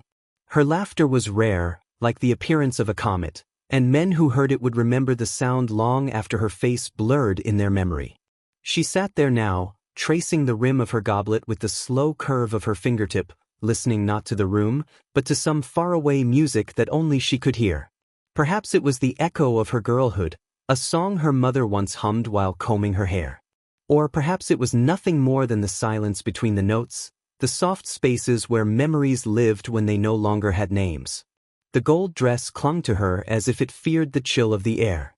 Each movement she made, a tilt of the head, a bend of the wrist, seemed to slow the night itself. Patrons leaned subtly toward her, like flowers bending toward the sun, though they might not even notice they were doing so. She had learned long ago that desire was not always about touch. Sometimes it was about distance. The knowledge that you could be near enough to smell the warmth of a person's skin but never be allowed to hold it. That yearning, stretched thin over hours, was its own form of intoxication.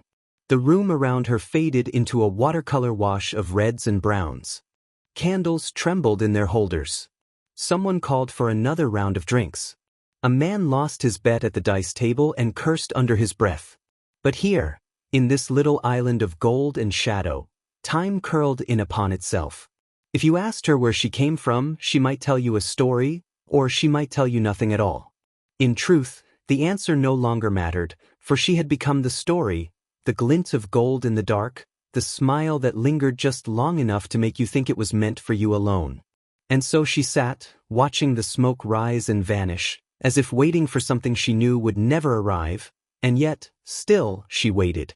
The afternoon drifts slowly, curling around the corners of the house like a lazy cat, curling and uncurling with the rhythm of careful hands and measured breath.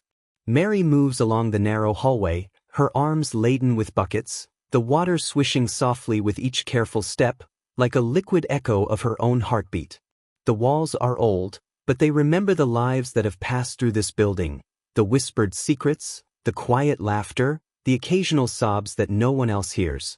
In these hours, the house is alive with small, purposeful activity, the kind that does not shout but hums in soft, persistent tones. Women bend over wooden floors, scrubbing with brushes worn smooth by repeated labor, their sleeves rolled up, exposing pale forearms mottled with faint freckles, veins, and the subtle scars of past hardships. Dust rises in little spirals, catching the light and shimmering briefly before falling back to the floor, as though the house itself exhales in tiny sighs of surrender.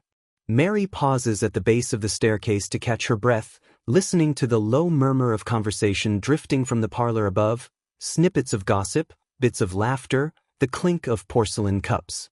She wonders at the resilience that brings them all together in these quiet routines, that allows each woman to find a rhythm and a sense of control amidst lives otherwise dictated by harsh necessity.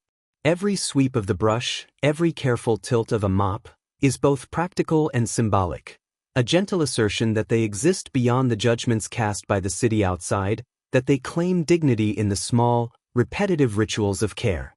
Here, the work is not only to clean the house but to cleanse the mind, to create an order that offers the illusion, fleeting and fragile, of stability. The light changes as the afternoon wanes. Shadows stretch along the walls, elongated and soft, and the house seems to exhale once more. Mary sets down her bucket and leans for a moment against the cool plaster, inhaling the mingled scent of soap, wood, and faint lavender. She feels the familiar mix of exhaustion and quiet satisfaction that comes from a job done well, from a small corner of the world made right, if only for a few hours.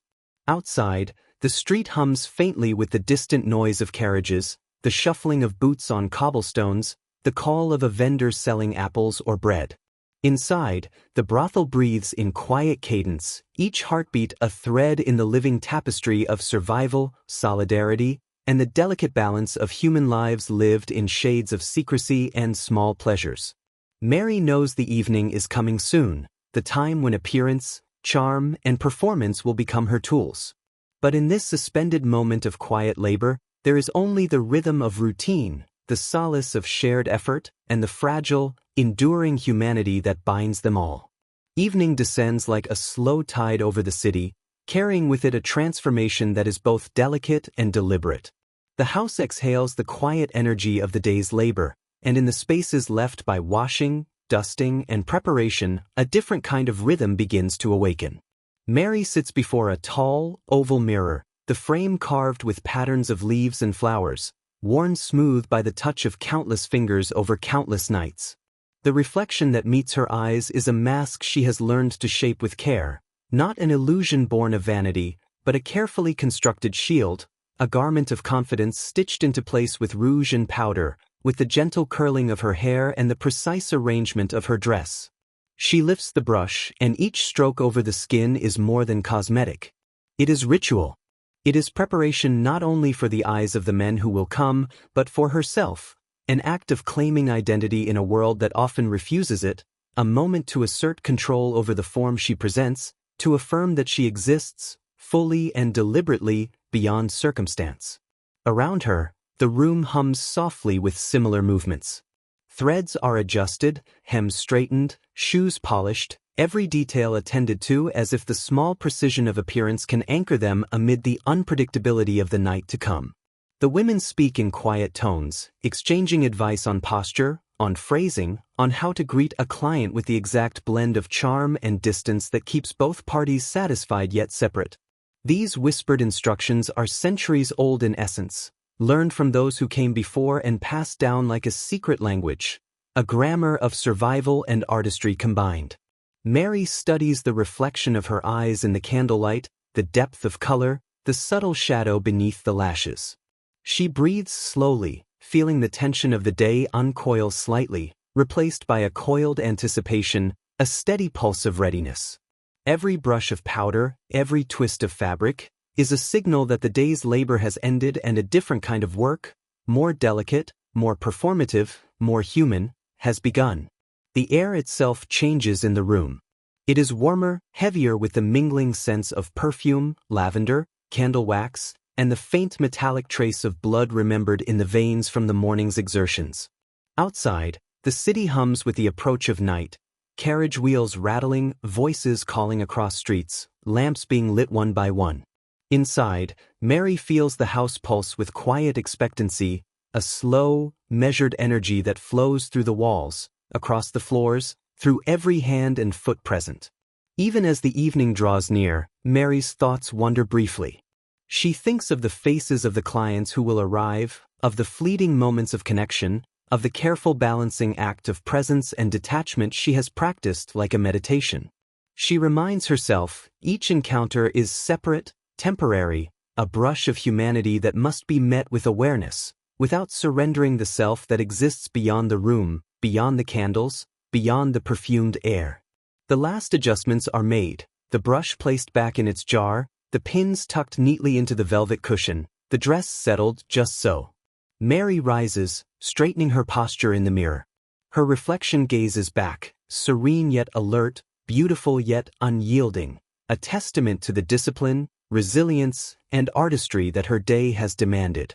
Outside, the lamps glow, the street sounds deepen, and the night stretches before her, full of possibilities, challenges, and the quiet promise of human connection in all its fragile, fleeting forms.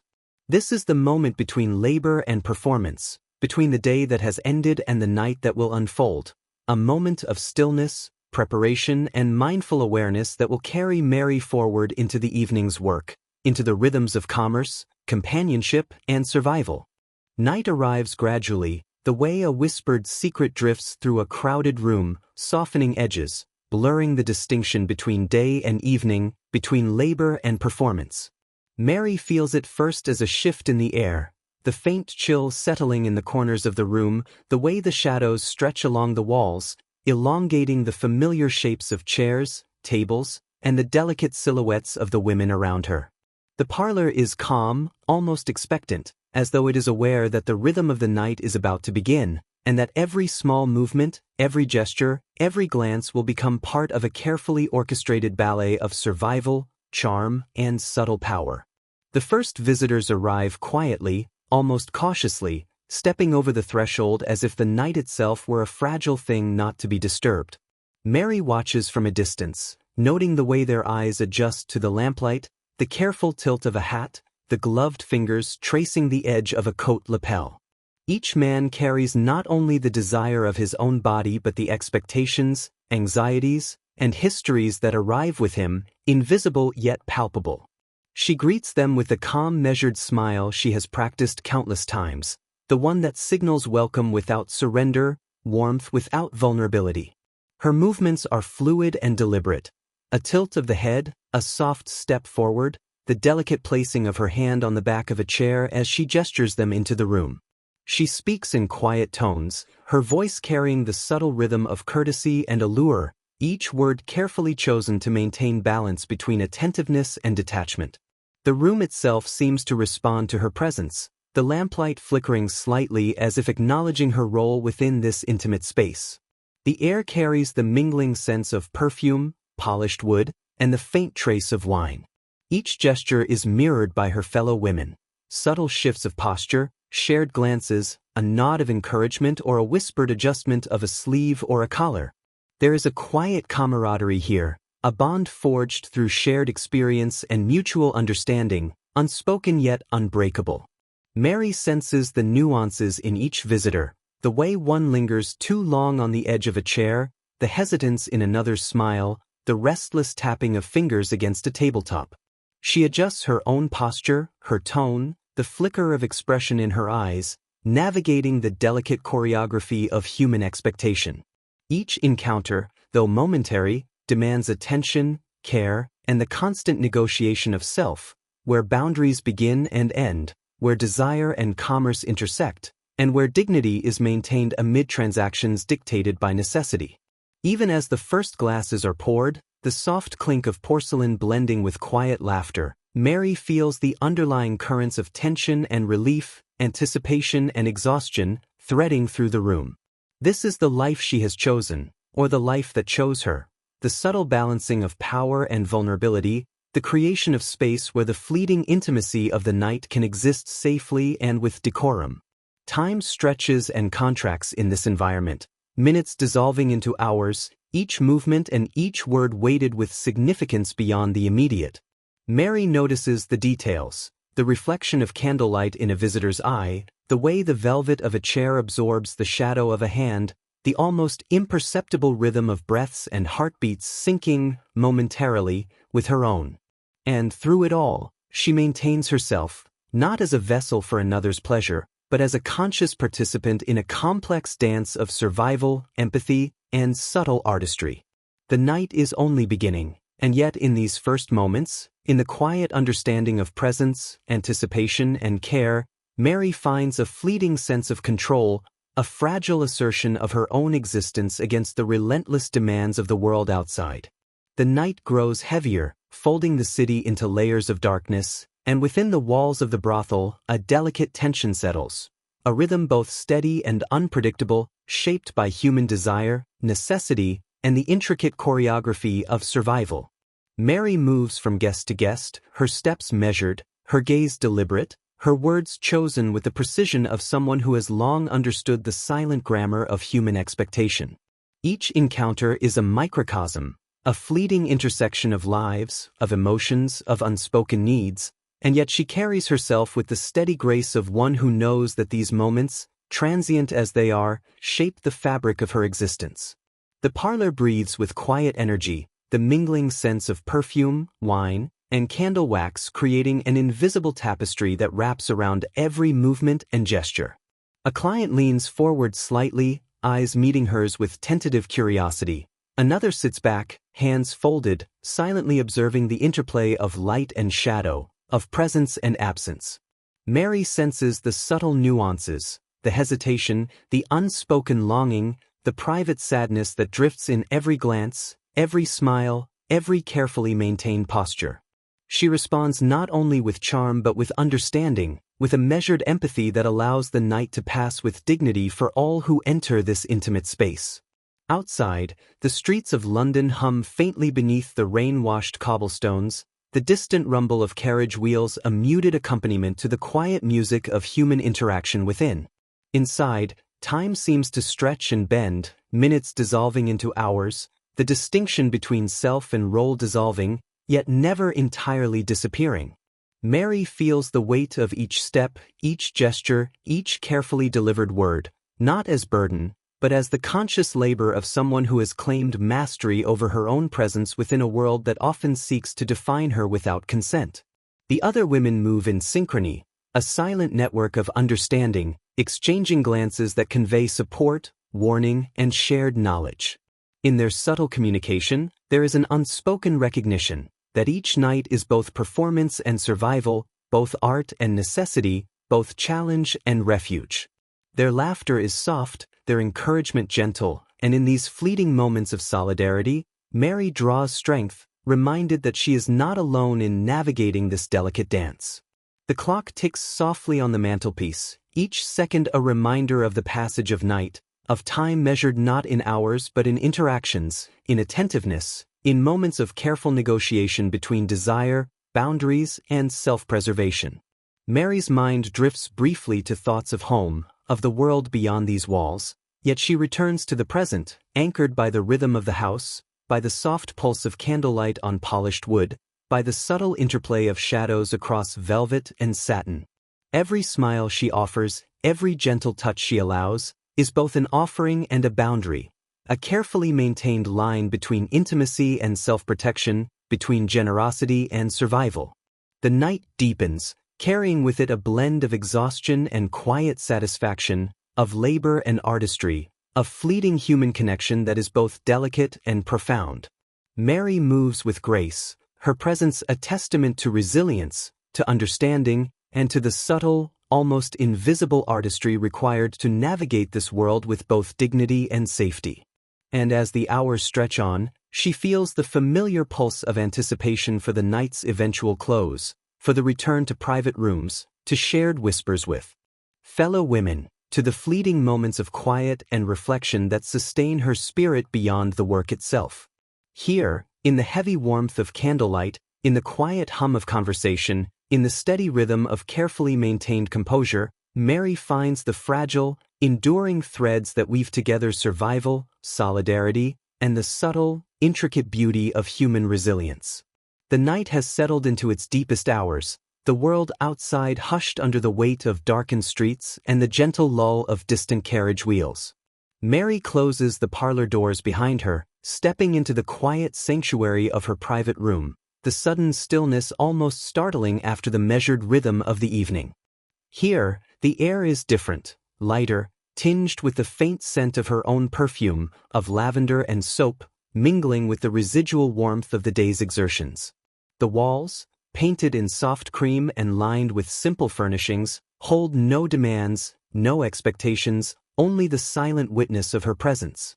She unpins her hair slowly, letting it fall in gentle waves over her shoulders, the weight of the pins clicking softly onto the wooden floor. Her hands move methodically, almost ritualistically, removing traces of makeup, smoothing the fabric of her gown, preparing both body and mind to transition from the public performance of the night to the private repose of her own space. Each movement carries a dual significance, practical and meditative, cleansing and restorative, a small ceremony marking the end of one world and the beginning of another. Mary sits for a moment on the narrow bed, the quilt soft and familiar beneath her fingers. Her eyes close briefly, allowing the exhaustion of the night to flow through her, letting the tight muscles of shoulders and back release their tension, letting the pulse of adrenaline settle into quiet, rhythmic beating. She reflects on the evening, the clients she met, the conversations held, the silent negotiations that passed between gestures, glances, and carefully chosen words. In these reflections, there is no judgment, only awareness, a gentle catalogue of effort, endurance, and subtle artistry, of a life navigated with precision and resilience. Outside, the faint echo of the city lingers, a distant footstep on wet cobblestones, the soft call of a night watchman, the muted rumble of a carriage disappearing into shadowed streets. Inside, the candle flickers, elongating the shadows across the walls, stretching the room into quiet intimacy. Mary draws the quilt around her shoulders, feeling the comforting weight, the soft warmth, the sense of temporary safety that allows the mind to wander freely, to untangle the threads of thought spun tight by the night's demands. Her thoughts drift gently to her companions, the other women whose laughter, advice, and quiet solidarity have guided her through the night. She remembers the whispered encouragements, the subtle gestures of understanding, the shared glances that convey more than words ever could. Even in the midst of competition, there is connection, a fragile yet enduring bond formed through shared experience and mutual survival. Mary breathes slowly, deliberately, matching the cadence of her heartbeat with the soft flicker of candlelight. She feels the weight of the day lift gradually, replaced by a quiet, meditative sense of accomplishment and relief, of control maintained and boundaries respected. The private rituals of removal, of cleansing, of reflection, allow her to reclaim herself from the demands of performance, to inhabit her own body, her own space, without interruption. Here, In this fragile sanctuary of solitude, Mary allows herself the quiet pleasure of existence unobserved, of moments untouched by expectation, a pause between the relentless march of survival and the promise of rest. The night outside deepens still, stretching toward dawn in secret, and Mary, wrapped in the warmth of her quilt, drifts into a reflective stillness, a temporary surrender to sleep, a gentle acknowledgement of her resilience, her agency, and her enduring humanity.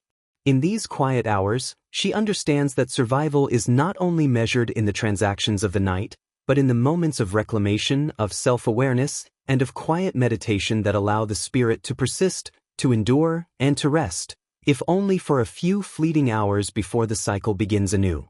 The first whisper of dawn creeps slowly across the city, a pale, hesitant glow that brushes the edges of the streets with silver, outlining the quiet intricacies of cobblestones, shuttered windows, and the lingering traces of night. Within her private room, Mary stirs gently, a soft exhale marking the transition between rest and awakening. The quilt slips from her shoulders as she stretches, feeling the residual warmth of sleep mingled with the memory of the night's labor, the delicate rhythm of human expectation, the careful choreography of gestures and words, the unbroken thread of attentiveness that defined her evening. She rises with measured care, feet touching the cool wood of the floor, each step deliberate, mindful, echoing softly into the stillness. The room is quiet, yet alive with subtle detail, the soft rustle of curtains, the faint scent of lavender lingering in the air, the delicate shimmer of morning light upon the surfaces she touched the night before. It is a space that belongs wholly to her for these few moments, a small, unclaimed expanse of time in which she can breathe without expectation, reflect without interruption, and reclaim herself from the public persona she must wear when the city fully awakens. Mary approaches the small wash basin, the porcelain cool beneath her hands. She splashes her face gently, letting the water draw away the last remnants of sleep and fatigue, tracing along the contours of her skin, a quiet ritual of renewal. The reflection in the mirror is softer now, more human than the mask of evening performance. Her eyes meet her own gaze, seeing both the resilience and vulnerability, the care and discipline, the small victories of survival and the quiet endurance of a woman who navigates a world that constantly demands more than it gives. She dresses simply for the morning, her garments modest yet neat, the folds and lines carefully adjusted not for anyone else, but for the personal affirmation of order, of control, of dignity preserved even in the humblest of spaces.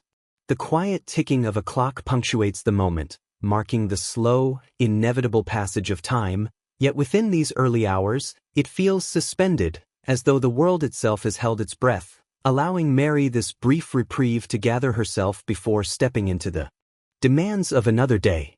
From her window, the city begins to whisper its awakening, the faint clatter of carts over stone, the distant calls of street vendors preparing for the day, the occasional footfall of a passerby moving with purpose along the empty streets. Mary listens to these sounds with calm attentiveness, noting the subtle rhythm of the world beyond her room.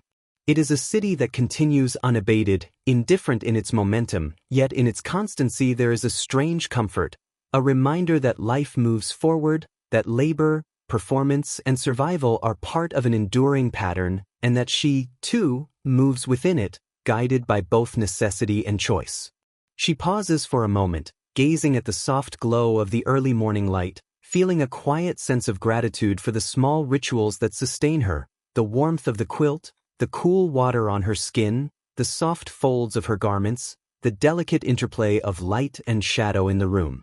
These are the moments that anchor her, that remind her of the self that exists beyond the demands of performance, beyond the expectations of clients, beyond the relentless pace of survival. The day is about to begin again, full of its own rhythm, its own demands, its own delicate negotiations between human desire, societal judgment, and personal agency. Mary inhales deeply, centering herself, drawing strength from the quiet clarity of the early dawn. And in that stillness, she understands, each day, each night, each encounter is both challenge and opportunity, labor and artistry, endurance and quiet triumph. With that understanding, she steps forward into the new day, carrying the lessons, rituals, and resilience that will guide her once more through the intricate dance of life within the brothel and beyond, where every small act of presence, attention, and care is a testament to her unyielding humanity. The early morning holds a fragile serenity, a pause between the quietude of night and the inevitable rhythm of day.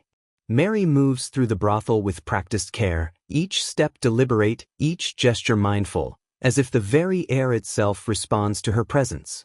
The halls are filled with the soft sounds of movement, the sweep of brooms across wooden floors, the faint creak of floorboards, the gentle clink of teacups as they are arranged on polished trays. It is a world contained within walls, yet expansive in the attention and precision that marks every action. Mary approaches a small mirror in the corner of the room, pausing to examine her reflection. Her hair, still damp from the morning wash, falls in neat waves, and she smooths it with fingers that have become skilled in the art of both practicality and presentation. Her day dress, modest but carefully arranged, reflects a commitment to order, a quiet assertion of dignity that must persist even when no one else observes. This preparation is not merely physical. It is a ritual of self-possession, a conscious reclaiming of identity before the demands of the day pull her outward again. Other women move about in similar quiet devotion to their routines, each performing tasks that sustain both the household and themselves. Chores are done with a rhythm that borders on meditation, sweeping, dusting, arranging linens, preparing simple breakfasts. The scents of fresh bread and simmering tea mingle with the lingering traces of lavender, creating a gentle, comforting aroma that suffuses the house. Even in these mundane tasks, there is artistry, a subtle choreography that reflects years of experience, communal knowledge, and careful attention to detail. Mary's hands move with deliberate grace, arranging the folds of her dress, checking the alignment of her sleeves, smoothing creases. Each gesture is a quiet affirmation of control, of agency, of the understanding that survival is as much about the small rituals as it is about the larger demands of her profession. She feels the faint warmth of the morning sun on her skin through the curtained window, a reminder of the world beyond these walls, of a city alive and moving, indifferent yet constant, a companion in the silent rhythm of her labor. The women exchange soft greetings, nods, and smiles, their camaraderie subtle yet pervasive, a network of understanding that cushions the challenges of life within and outside the house. Mary pauses to offer a gentle word to a companion adjusting a tray of breakfast, a shared moment of acknowledgement that passes without disruption to the measured tempo of the household. There is strength here, quiet but persistent, built from decades of experience and the subtle interweaving of support, observation, and careful negotiation. The morning progresses, each task flowing into the next, and Mary feels a quiet satisfaction in the order, the ritual, the predictability of her surroundings.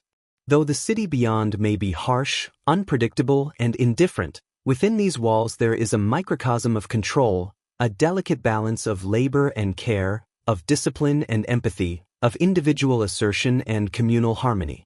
The preparation of the day, the tending to chores, the deliberate cultivation of appearance and composure, all these small acts are the foundation upon which the day's work, its interactions, and its survival are built. And in this measured quiet, Mary finds her own pulse aligning with the rhythm of the house, with the soft murmur of shared effort, with the unspoken understanding that each morning, each act, each gesture contributes to a continuity of life, of resilience, and of dignity preserved against the inevitable challenges that lie beyond the doors. The sun climbs gradually, shedding light on polished floors, soft linens, and faces framed with quiet determination. Mary inhales slowly, savoring the familiar scents, the subtle warmth, and the comfort of routine, knowing that in these rituals lies a small, enduring power, a capacity to face the day with steadiness, grace, and the resilient intelligence that has guided her through countless nights and countless hours of careful negotiation, performance, and survival. Morning in the brothel is a silent symphony of motion, a delicate choreography where every step, every gesture, every glance carries both practical and unspoken significance. Mary moves through the halls with measured grace, each motion conscious, each action deliberate, aware that even the smallest details of presentation, arrangement, or attention can ripple across the house and influence the tone of the day. The sweep of a broom, the careful folding of linens, the adjustment of curtains, these are not mere chores, but rituals of care, rituals that sustain both the physical environment and the invisible threads of emotional balance that weave the women together. In this shared labor, there is a quiet understanding, an unspoken language of subtle communication and mutual observation. A glance between Mary and a fellow worker conveys acknowledgement, reassurance, and the gentle reminder that each is seen, each is valued, even in the ordinary cadence of housekeeping. Laughter is rare but treasured, a quiet note of lightness amid the structured rhythm of preparation, a fragile gift that lifts spirits without disrupting the careful tempo of the house. Mary pauses briefly to adjust a small vase of flowers on a windowsill, watching how the light catches the delicate petals and illuminates the room in soft hues. There is beauty in these small acts, an artistry born of necessity and attention, a reminder that dignity can be cultivated in the simplest forms, even amid the demands of survival and labor. Each woman's movement contributes to a larger whole. The house itself becomes a living entity, breathing with quiet vitality, guided by the steady, unseen hand of coordinated effort and shared purpose. Conversations are sparse, whispered, and intentional, offering information, encouragement, or gentle guidance. Mary exchanges a soft word with a companion about the day ahead, who might be visiting, what preparations might be required, and the subtle details that will ensure the day flows smoothly for all. This information, shared in trust, reinforces bonds of solidarity and offers a quiet sense of security, a map through the social landscape that is as intricate and essential as the physical organization of the house. The air is tinged with the comforting aromas of breakfast being prepared, bread warming in the oven, tea steeping gently, the faint sweetness of honey on polished trays.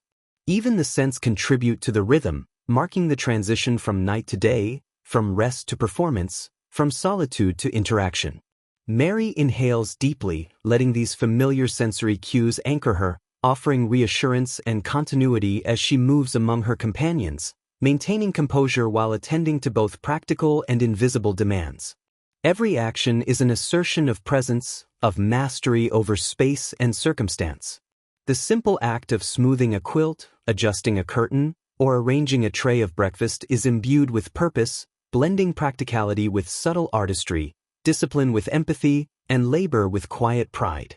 Mary feels the invisible pulse of the house, the gentle momentum created by shared attention and coordinated effort, a rhythm that carries them into the day with efficiency, dignity, and resilience. And as the morning deepens, light spreads further across polished floors and faces etched with both concentration and quiet determination. Mary moves toward her own preparation, knowing that soon the first clients will arrive, that the delicate interplay of performance, empathy, and boundaries will begin anew, and that these early hours, the soft choreography of domestic labor, reflection, and camaraderie, have provided the foundation upon which all else depends. In this, she recognizes the quiet power of routine, the sustaining grace of mutual support, and the subtle artistry that transforms ordinary motion into a form of survival, connection, and dignity preserved against the harshness of the world beyond the walls. The morning unfolds with an almost imperceptible tension, a delicate anticipation that hovers in the air as the first client arrives. Mary greets him with practiced calm, her movements smooth, measured, and deliberate, each gesture a silent negotiation between warmth, discretion, and professional detachment. The brothel, bathed in soft light, seems to hold its breath, a space suspended between expectation and routine, where the ordinary and extraordinary merge into a singular rhythm of controlled intimacy. She gestures toward the chaise lounge, guiding him gently while maintaining a posture of composed dignity. In these moments, Mary inhabits both her own space and the imagined world she must create for her client, a realm of comfort, curiosity, and subtle enchantment, carefully balanced against the strict boundaries she must maintain. Every smile, every nod, every carefully chosen word is a layer of performance, constructed to meet expectations while preserving the essential core of herself, protected by quiet awareness and disciplined emotional intelligence. The client, polite and curious, settles into the chair, glancing around the room with a mixture of respect and tentative curiosity. Mary observes him with careful attention, noting the slight furrow of his brow, the hesitancy in his hands, the unspoken need for companionship or distraction that has brought him here. In these observations, she practices subtle empathy, recognizing the human patterns that thread through even the most transactional of encounters, acknowledging the shared humanity that underlies the surface of expectation. Their conversation begins with tentative civility, polite inquiries about comfort, tea, or the weather outside. Mary responds with gentle warmth, a steady voice that guides the interaction without revealing the intricate calculations of emotion and strategy that occupy her mind. She learns to read nuance, to anticipate need, to shape the experience in ways that satisfy both client and self, a silent dance of perception, adjustment, and presentation. The room itself seems to respond to this delicate interplay, the soft fabrics absorbing sound, the muted light fostering calm, the carefully arranged objects offering reassurance and focus. Even in its stillness, the environment is active, a participant in the unfolding narrative, supporting both the client's comfort and Mary's agency in subtle, almost imperceptible ways. Mary senses the underlying rhythms of human desire, curiosity, and vulnerability, and she navigates them with a practiced balance of openness and restraint. Her role is not merely to entertain but to manage emotional space, to create a temporary sanctuary where boundaries are respected, needs are acknowledged, and dignity is preserved on both sides. Each moment is deliberate, each pause intentional, each gesture measured to maintain equilibrium between engagement and detachment. In the quiet intimacy of the morning, Mary reflects on the artistry embedded in her work, the emotional intelligence, the observational skill, the discipline of maintaining self-possession amid fluctuating demands. This is the invisible labor, the subtle craft that transforms an ordinary transaction into a layered human experience, sustaining both her livelihood and the dignity of those who enter her carefully curated space. As the encounter progresses, the room fills with a gentle rhythm, a combination of soft words, measured gestures, and attentive listening. Mary remains anchored, aware of her boundaries, her agency, and the invisible threads of control that she maintains in every interaction. Even as the encounter deepens, she nurtures a sense of self that remains intact, a quiet fortress of identity and resilience that no performance can erode. When the client eventually rises to leave, the transition is smooth, marked by politeness, acknowledgement, and mutual respect. Mary observes the subtle shift in atmosphere, the release of tension, the return of quiet to the room. She straightens the cushions, smooths the fabrics, and restores the space to its pre-encounter calm, a brief meditation in motion, reaffirming both order and control. In these first moments of engagement, Mary understands the profound balance required in her life, the delicate interplay of empathy and detachment, of performance and authenticity, of labor and artistry. The morning may be only beginning, yet she carries forward the lessons of this encounter, the quiet triumphs of skill, patience, and perceptive grace, preparing herself for the day's continuing rhythm of negotiation, observation, and survival. The morning advances, yet within the brothel, time takes on a peculiar elasticity, stretching and contracting according to the measured rhythms of labor, ritual, and quiet reflection. Mary settles into a chair by the window, the sunlight soft upon her shoulders, and allows herself a moment of stillness, a pause between the demands of performance, expectation, and the choreography of social navigation that defines each encounter. Her hands cradle a small cup of tea, the steam rising in delicate spirals, curling like quiet thoughts into the soft air. She inhales slowly, feeling the warmth seep into her fingers and the subtle sweetness touch her senses, grounding her in the tangible present. The house hums quietly around her, the gentle sweep of brooms, the rustle of fabric, the soft murmur of voices exchanged in whispers, deliberate and respectful. Each sound is a marker of continuity, a reminder that life, though challenging, continues with patterns, rituals, and structures that offer both stability and solace. Mary's gaze drifts toward the window, watching the city beyond. Smoke curls from chimneys, horses clip-clop along cobbled streets, and the distant toll of a bell marks the passage of another hour.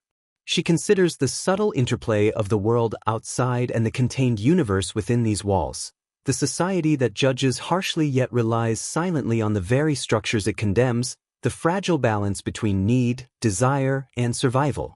She writes in her notebook with careful deliberation, tracing thoughts that are part reflection, part quiet strategizing. The words are not for anyone else. They are for herself, a private archive of feelings, lessons, and observations that give her a sense of agency, a record of resilience in the face of circumstance. Her thoughts meander through gratitude, frustration, hope, and quiet pride, acknowledging both the challenges she faces and the ingenuity, endurance, and skill she employs to navigate them. Other women move about with similar purpose, yet there is an unspoken respect for Mary's moment of pause. They know the value of reflection, the necessity of mental space amidst labor, interaction, and expectation. In their shared understanding, there is a quiet solidarity, a subtle network of mutual recognition, of the invisible threads that support each woman as she negotiates her place in a world that often demands more than it offers. Mary allows her mind to wander gently, tracing memories of past encounters, assessing the nuances of her interactions, and contemplating strategies for maintaining emotional balance. She reflects on the skill required to navigate human needs and desires, the precision necessary to balance empathy with professional detachment, and the artistry involved in creating spaces of comfort, illusion, and respect. These reflections are meditative, almost ritualistic, offering her both clarity and strength, a reservoir of calm to draw upon as the day unfolds. A soft knock at the door signals the next task, the next interaction, yet Mary rises with a composed grace, taking the stillness she has cultivated into the forthcoming movement. She straightens her dress, smooths her hair, and inhales deeply, internalizing the quiet confidence nurtured in these moments. Even as the day promises demands, interruptions, and challenges, she carries with her the subtle power of preparation, reflection, and intentional calm, the knowledge that her presence, her choices, and her discipline shape both her environment and her experience within it. The mid-morning is thus a bridge, a liminal space between night and full day, between private thought and public performance, between the intimacy of reflection and the demands of labor. Mary moves through it with the gentle awareness of one who knows the value of both silence and motion, both observation and action, both the soft currents of camaraderie and the firm boundaries of self-preservation. And as the day continues, this balance, cultivated in quiet reflection, becomes the foundation for the ongoing rhythm of life, negotiation, and resilience within the brothel, where every gesture, every choice, and every breath carries meaning, purpose, and subtle triumph. The afternoon settles with a gentle heaviness, the sun casting long, soft shadows across the polished floors, marking the passage of time with a languid grace. Mary leans back in her chair, the cup of tea warm in her hands, and allows herself to sink into the rhythm of conversation, a subtle interweaving of laughter, reflection, and shared confidences that sustain the invisible web of connection among the women. These moments are neither hurried nor performative, they are spaces of quiet communion, where the burdens of labor, expectation, and social judgment can be acknowledged and shared without judgment. The voices rise and fall in gentle cadences, punctuated by the occasional clink of porcelain or the rustle of fabric as hands move to adjust cushions or comb hair. In these small gestures and intimate exchanges, there is both comfort and strategy, a balancing act between openness and the maintenance of professional boundaries, between camaraderie and individual preservation.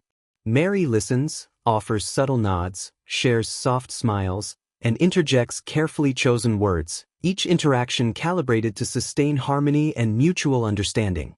Stories of past clients, observations of the neighborhood, quiet complaints about hardships, and small victories from the morning's tasks intertwine in a tapestry of collective experience.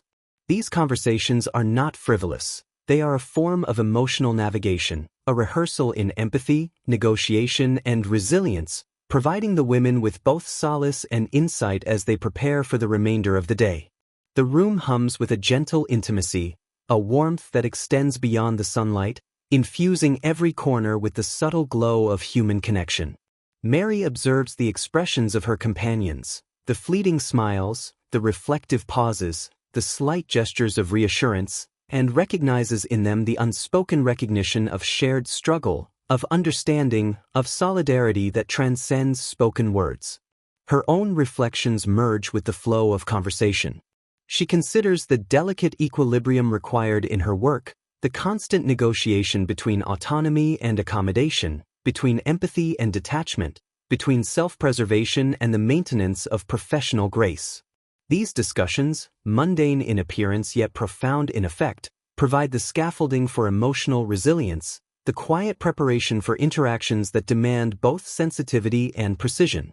Time moves forward, measured not only by the sun's path but by the subtler markers of shared experience, the rhythm of speech, the rise and fall of laughter, the gentle exchange of advice and observations.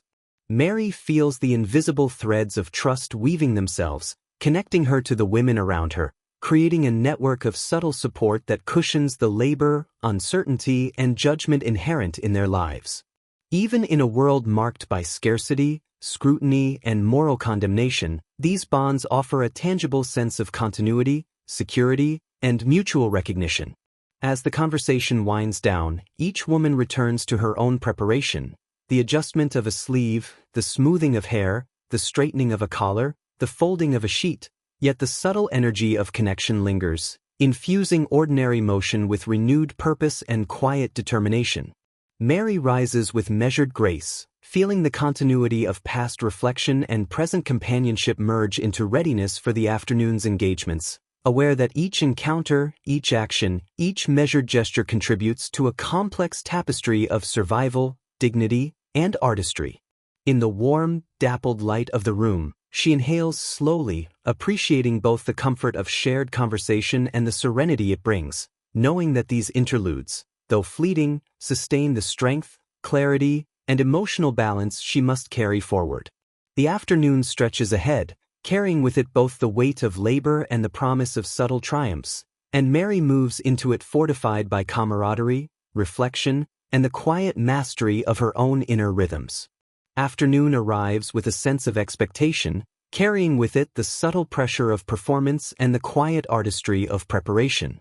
Mary moves deliberately before the mirror, her hands adjusting folds of fabric, smoothing creases, and arranging subtle adornments with care that borders on ritual. Each movement is measured, almost meditative, as she transforms herself from the private, reflective woman of the morning into the poised, attentive, and engaging presence required for her work. The act of preparation is not merely practical. It is a performance of identity, a negotiation between who she is, who she must appear to be, and the invisible boundaries that safeguard her sense of self. Every brushstroke of color, every adjustment of lace or ribbon, every careful smoothing of hair contributes to a controlled narrative of poise, respectability, and subtle allure. In these moments, Mary exercises both artistry and discipline, understanding that her appearance is a language, a signal, and a shield all at once. The mirror reflects not only her outward presentation but also her inner resolve. She studies the expression she will offer to the world, one of calm attentiveness and welcoming grace, knowing that subtle variations in posture, gesture, and gaze will influence perception and interaction. Her preparation is both armor and invitation, a delicate balance of openness and restraint, charm and control, intimacy and detachment. Around her, the room hums with quiet, supportive energy. Other women move softly in the background, preparing their own appearances with equal care, exchanging small gestures, nods, or whispers of advice. There is no haste, only the measured rhythm of practiced motion, the gentle pulse of communal focus, and the shared understanding that these acts of preparation shape the day's experiences, interactions, and outcomes. Mary applies subtle touches, powder to the cheeks, a faint brush of color to the lips, a gentle arrangement of curls, that are as much about control as appearance. Each choice is intentional, a negotiation between personal comfort, social expectation, and professional efficacy.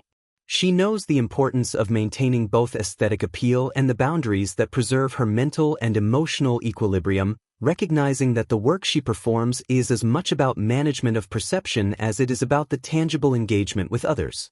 The air is filled with the faint scent of lavender and soap, comforting fragrances that reinforce a sense of cleanliness, order, and ritualized care.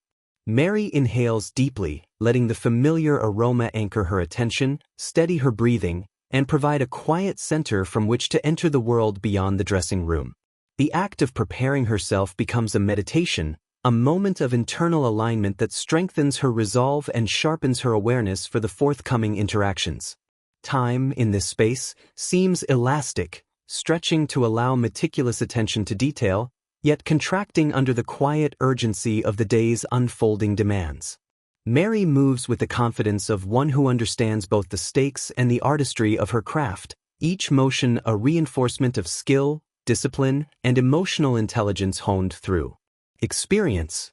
The transformation is not superficial alone, it is deeply intentional, a cultivation of presence that allows her to navigate complex human interactions with poise, empathy, and strategic awareness. As she straightens the final folds of her dress and smooths her reflection once more, Mary takes a brief pause, inhaling slowly and appreciating the subtle power of preparation. This pause, though fleeting, is sacred, a moment to internalize the balance between performance and authenticity, between engagement and detachment, between external expectation and internal strength. She knows that the afternoon will demand both agility and composure, insight and attentiveness, and that the foundation of all these abilities lies in the deliberate, mindful act of preparing herself. Mary steps back from the mirror, her movements smooth, deliberate, and confident, carrying within her the quiet mastery of her craft, the resilience forged through practice, and the serene awareness that even in a world of judgment, expectation, and social complexity, she holds agency, skill, and dignity. And so, as the soft afternoon light drapes the room in gentle warmth, she moves forward into the rhythm of the day, ready to meet both challenge and connection with grace, artistry, and steadfast composure. The afternoon deepens, carrying with it the subtle weight of expectation, anticipation, and deliberate performance. Mary stands near the doorway, greeting the next client with a composed, serene smile, a silent promise of attention, respect, and measured engagement. The room, carefully arranged and softly illuminated, becomes a stage for interaction, a sanctuary where both visitor and hostess negotiate the intricate rhythms of human connection. Each encounter is approached with attentive awareness, every movement precise, every gesture intentional, designed to establish comfort, maintain boundaries, and foster a fleeting intimacy that feels authentic while remaining professionally bounded. Mary senses the client's unease, the small hesitations in posture, the tentative gaze, the subtle tremor of hands, and she responds not with words alone but with the quiet language of presence, a warmth conveyed through eye contact, posture, and the gentle modulation of her voice.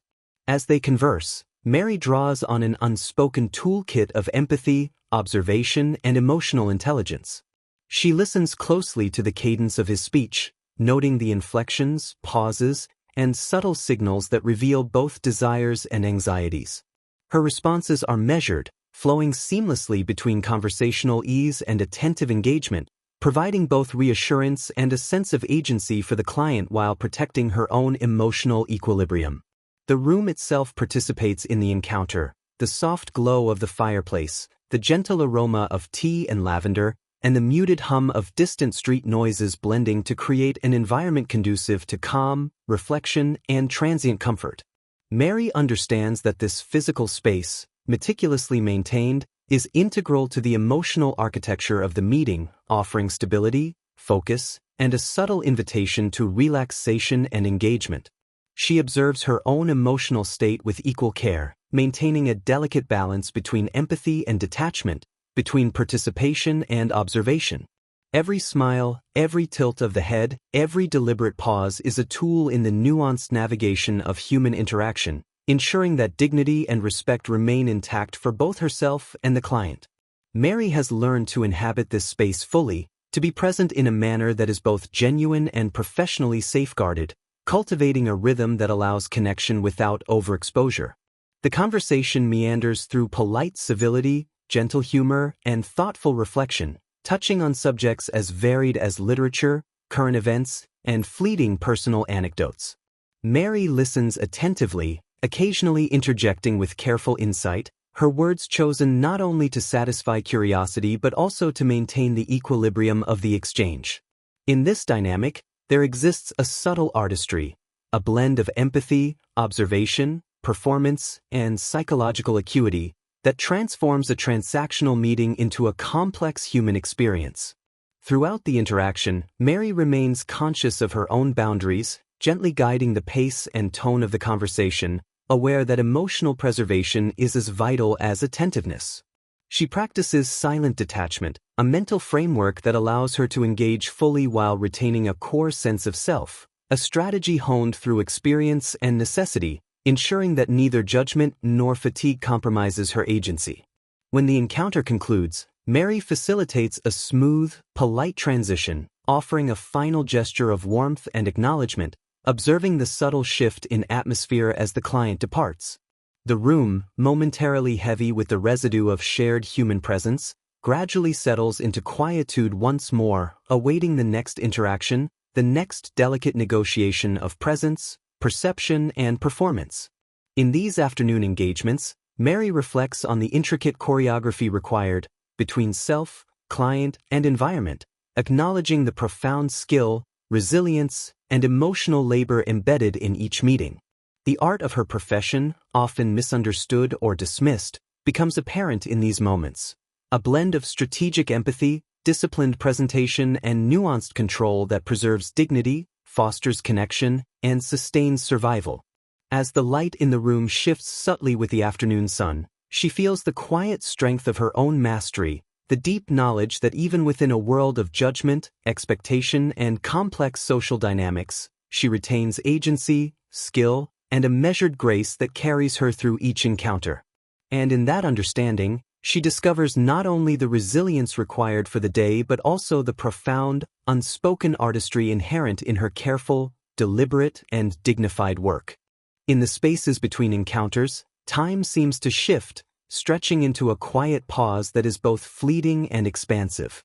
Mary leans against the corridor wall, closing her eyes for a brief, intentional moment, drawing in the rhythm of the house, the muted sounds, the gentle murmur of life continuing around her, yet moving through a different, slower cadence.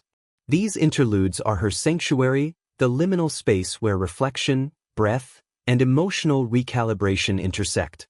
She feels the weight of the afternoon, the energy spent, the vigilance maintained, the subtle dance of empathy and detachment executed with precision, and allows herself to release it momentarily, letting muscles relax, shoulders drop, and mind clear. In this quiet, she contemplates the fluid nature of her interactions. Each client presents a unique constellation of desires, fears, expectations, and habits. Her skill lies not only in responding to these elements but in preserving a sense of self through careful observation, strategic engagement, and emotional regulation. The corridor becomes both a threshold and a sanctuary, a place where she can step outside the performance, however briefly, and reconnect with her own inner equilibrium. Mary sips from the half-finished cup of tea, its warmth a subtle anchor in the current of the day. She notices the play of sunlight across the floorboards, the shifting patterns of light and shadow tracing paths that echo the passage of the hours, the interplay of private thought and public presence.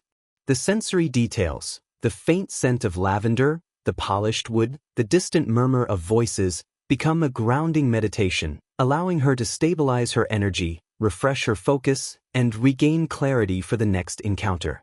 In these moments, she reflects on the duality of her profession, the outward appearance of performance, charm, and attention, contrasted with the internal necessity of detachment, strategy, and self-preservation. She recognizes that mastery requires both an attentive awareness of others and a steadfast commitment to safeguarding her own emotional and mental well-being. Mary observes the small gestures of her colleagues passing through the corridor, a soft nod exchanged, a gentle smile acknowledging shared understanding, the careful adjustment of a hem or ribbon, all the subtle rituals that sustain both composure and solidarity. Even in fleeting glimpses, These gestures reinforce a network of support and mutual recognition that underlies the visible labor, lending strength, comfort, and continuity to their shared environment. She allows her mind to wander, contemplating the flow of the day, the successes, the challenges, the moments of genuine connection, and the carefully maintained boundaries. Each pause is a moment to recalibrate, to process, and to reinforce the internal frameworks that sustain her dignity and resilience. It is here, in the quiet spaces between labor, that Mary cultivates clarity, composure, and a deep sense of agency, understanding that the power to navigate the day lies as much in these pauses as in the interactions themselves. The corridor, narrow and unassuming, becomes a vessel of calm and reflection, holding her steady as the afternoon continues its gradual march. With each measured breath, she reclaims presence, sharpens awareness, and aligns intention with action, preparing to enter the next engagement with renewed focus, composure, and subtle grace. And as the soft light shifts with the passage of hours, Mary steps forward once more, carrying within her the quiet mastery gleaned from reflection, the strength born of experience, and the serene awareness that even in the midst of constant demands, she holds the capacity to navigate, endure, and flourish with dignity, skill, and subtle artistry. As the late afternoon sun stretches across the city streets, painting everything in golden hues, the house softens into a more intimate rhythm, each room quietly anticipating the arrival of those seeking its sanctuary. Mary stands poised, her presence calm, her movements deliberate, a subtle orchestration of grace, attention, and professionalism. The door opens, and she greets her new visitor with a serene smile, a gesture both welcoming and measured, signaling the balance between attentiveness and personal boundary that defines every interaction within these walls. The room, suffused with warm light and quiet charm, becomes a canvas upon which human connection is delicately painted. Mary senses the nuances of the client's mood, the gentle hesitations in his voice, the careful modulation of his gestures, and she adjusts her own presence accordingly. Every tilt of the head, every subtle smile, every thoughtful pause is calibrated to maintain comfort, encourage trust, and provide a safe, dignified space for interaction. Her voice flows softly, measured yet warm, carrying a cadence that soothes, engages, and guides. She listens with attentive care, absorbing not only words but the silences between them, the tremors of doubt, the faint hints of longing, and the undercurrents of expectation. In this silent awareness, Mary exercises a profound emotional intelligence, responding not only to the explicit but also to the implicit, shaping the encounter with empathy, discretion, and artful precision. The late afternoon light dances across the polished surfaces, accentuating textures, the soft grain of the wood, the subtle folds of fabric, the delicate shimmer of a teacup, creating an environment that fosters calm reflection and nuanced engagement. Mary notes these details with an attentive eye, aware that the environment itself participates in the orchestration of comfort, presence, and perceived intimacy. She moves with measured grace, adjusting a cushion here, offering a delicate gesture there, each motion carrying both practical and symbolic weight. Her attentiveness is both an art and a shield, a dance between connection and detachment that allows her to navigate the subtle complexities of human desire while preserving her own emotional equilibrium. As the conversation unfolds, Mary finds herself balancing multiple layers, listening and observing, responding and guiding, maintaining both warmth and professional distance. Each client presents a unique constellation of experiences, anxieties, and expectations, and she adapts with the fluidity of a practiced artist, shaping interactions with careful attention to tone, gesture, and emotional resonance. She notices the faint furrow of his brow, the soft shift in posture, the slight hesitation in speech, and responds with gentle questions, reflective comments, and subtle reassurances. These moments, though fleeting, are charged with significance. They require the measured application of empathy, intuition, and discretion, all woven together into the fabric of her craft. Between words and gestures, Mary maintains an internal rhythm, a silent meditation that ensures clarity, composure, and resilience.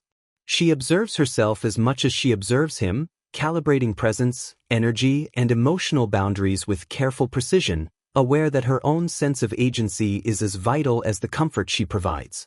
The late afternoon slowly yields to the encroaching dusk, and Mary facilitates a gentle conclusion to the engagement, offering polite acknowledgement, a final gesture of warmth, and the seamless return of the room to quietude. In this transition, she feels the subtle satisfaction of mastery, not in dominance or control, but in the skillful negotiation of human interaction, the preservation of dignity, and the cultivation of connection within boundaries carefully maintained. As the sun sinks lower, the house continues to hum with life, a living tapestry of movement, conversation, and quiet ritual. Mary steps away from the room, her mind attuned, her body relaxed yet alert, carrying with her the accumulated awareness, the refined grace, and the serene confidence born of countless such interactions. In these late afternoon hours, she embodies the art of her profession, an intricate dance of empathy, observation, and resilience, moving gracefully between connection and self-preservation, presence and detachment, light and shadow. And as the gentle glow of dusk filters through the lace curtains, Mary prepares herself, internally and physically, for the evening ahead, a continuation of the delicate equilibrium she has cultivated, a testament to her skill, patience, and enduring strength in a world of nuance, expectation, and quiet resilience. Night descends gently upon the city, brushing the rooftops and streets with softened shadows and muted light. Inside the brothel, the house exhales, a slow, quiet settling after the rhythm of the day, after the measured cadence of greetings, interactions, and carefully navigated human connection. Mary enters her private room, the door closing softly behind her, creating a sanctuary of calm and reflection. She removes the carefully arranged garments of the day, the shawls and dresses that carried both artistry and armor, and sets them neatly aside, allowing herself the rare, unobserved moment of personal freedom. The soft lamplight reveals the textures of the room, the worn wood, the folded linens, the small, treasured objects that tether her to memory, to comfort, to self. Each object holds a fragment of her life beyond the professional space, whispers of identity, of small pleasures, of continuity in a world that demands adaptation and resilience.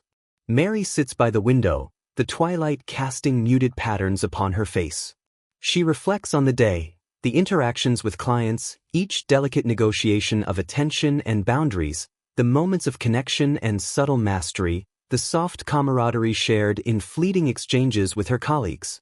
She feels the gentle fatigue of body and mind, but also a profound satisfaction, an acknowledgement of skill, of survival, of the artistry embedded in her labor, and the dignity she maintains despite the judgments and misconceptions of the wider world. In the quiet, she turns her thoughts inward, observing the careful emotional strategies that allowed her to navigate each encounter, the gentle detachment, the awareness of self, the deliberate cultivation of empathy without overexposure. These strategies, honed over time, are her compass and her shield, guiding her through both social intricacies and internal reflection. She recognizes that her strength lies not only in the performance she offers but in the intentional preservation of her inner life, the unspoken, resilient core of identity that no circumstance can diminish. Mary pours herself a cup of tea, the warmth and aroma a balm against the lingering weight of the day. She allows herself to savor the simple act, noticing the sensation of warmth in her hands, the subtle flavors on her tongue, the grounding presence of routine amidst the flux of work and expectation. Even these small rituals carry significance, threading comfort and stability through a life shaped by careful negotiation and resilient presence. The city outside begins to quiet further, footsteps becoming rarer, the distant echo of horse-drawn carriages fading into the night. Mary reclines on her bed, tucking the soft linens around her, feeling the gentle embrace of rest, the slow exhalation of tension accumulated throughout the day. Her thoughts drift in measured rhythm, acknowledging both the day's demands and its subtle triumphs, recognizing the skill, insight, and composure required to navigate a world of complexity and judgment. In these moments of twilight reflection, she contemplates the dualities of her life, performance and authenticity, connection and detachment, resilience and vulnerability. She understands the delicate equilibrium she has maintained, the artistry of engagement, the discipline of preparation, the careful guardianship of self amidst a landscape of expectation, desire, and societal constraint. Even as the lamp flickers gently, casting dancing shadows across the room, she finds solace in the quiet mastery of her craft, the enduring dignity of her labor, and the steadfast strength within her own spirit. Mary closes her eyes, letting the rhythm of her breath deepen, the stillness of the room enveloping her, the faint murmur of the house outside serving as a soft lullaby. She allows herself to release the day fully, surrendering to rest, to reflection, to the gentle restoration of body and mind. In this sacred, private space, she honors both her endurance and her humanity, acknowledging the quiet triumphs that define her life, the intricate balance she maintains, and the subtle artistry of her presence in a world that rarely sees its depth. The night stretches on, serene and unbroken, and Mary drifts into sleep, a restorative, untroubled surrender to the rhythms of life, work, and human resilience. And as she rests, the house stands quietly, a microcosm of the broader world outside, filled with whispered histories, unspoken stories, and the enduring pulse of human experience, all gently cradled by the night. In this final moment, the narrative draws to a close, leaving the listener immersed in the soft echoes of reflection, the contemplative beauty of ordinary resilience, and the profound, often unseen dignity of those who navigate life with skill, presence, and quiet grace. And now, as the night stretches its gentle fingers across the rooftops of London, and the streets grow quiet beneath the soft glow of gas lamps, we pause to reflect on the lives that unfolded within these walls. Mary's day, like so many others, has come to rest, a tapestry of careful negotiation, subtle artistry, and resilient presence. Her moments of connection, of reflection, of quiet mastery, remind us that human experience is rarely simple, rarely bound by the judgments we impose from the outside. In the stillness of the brothel's private rooms, in the careful rituals of tea, quiet conversation, and repose, there exists a profound humanity, a dignity maintained, a resilience cultivated, a skill quietly honed.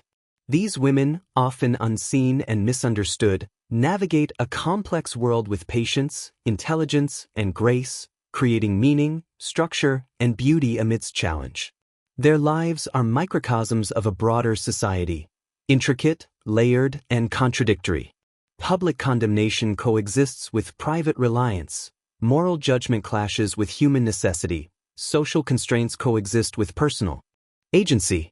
In observing these truths, we begin to understand the depth and nuance of human lives often dismissed, the subtle triumphs of survival, and the enduring presence of empathy and solidarity even in the harshest circumstances.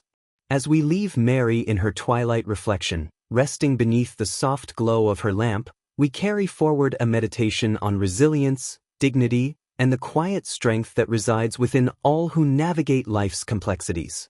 We remember that history is not only written in grand events, battles, or laws, it is whispered in private rooms, in small acts of care, in moments of reflection, in the careful balance between vulnerability and self-preservation. And so, as the world outside slowly sleeps, we honor these lives, not as curiosities of the past, nor as subjects of judgment, but as enduring testaments to the intricate artistry of being human. We leave the night to cradle them, to hold their stories gently, and to remind ourselves that even in unseen corners, even amidst the trials of daily survival, the human spirit persists, quietly, gracefully, resiliently. Sleep now as the city exhales, carrying with it echoes of courage, care, and quiet perseverance. Let these reflections settle softly within your mind, and let the rhythm of the night, the measured pulse of history, and the gentle artistry of life's everyday resilience lull you into calm, restorative rest. For in the stillness, in the quiet observation of lives lived with dignity, we find not only stories of the past, but the enduring presence of patience, empathy, and grace, qualities that continue to resonate within us, long after the lamps have dimmed and the night has settled deep.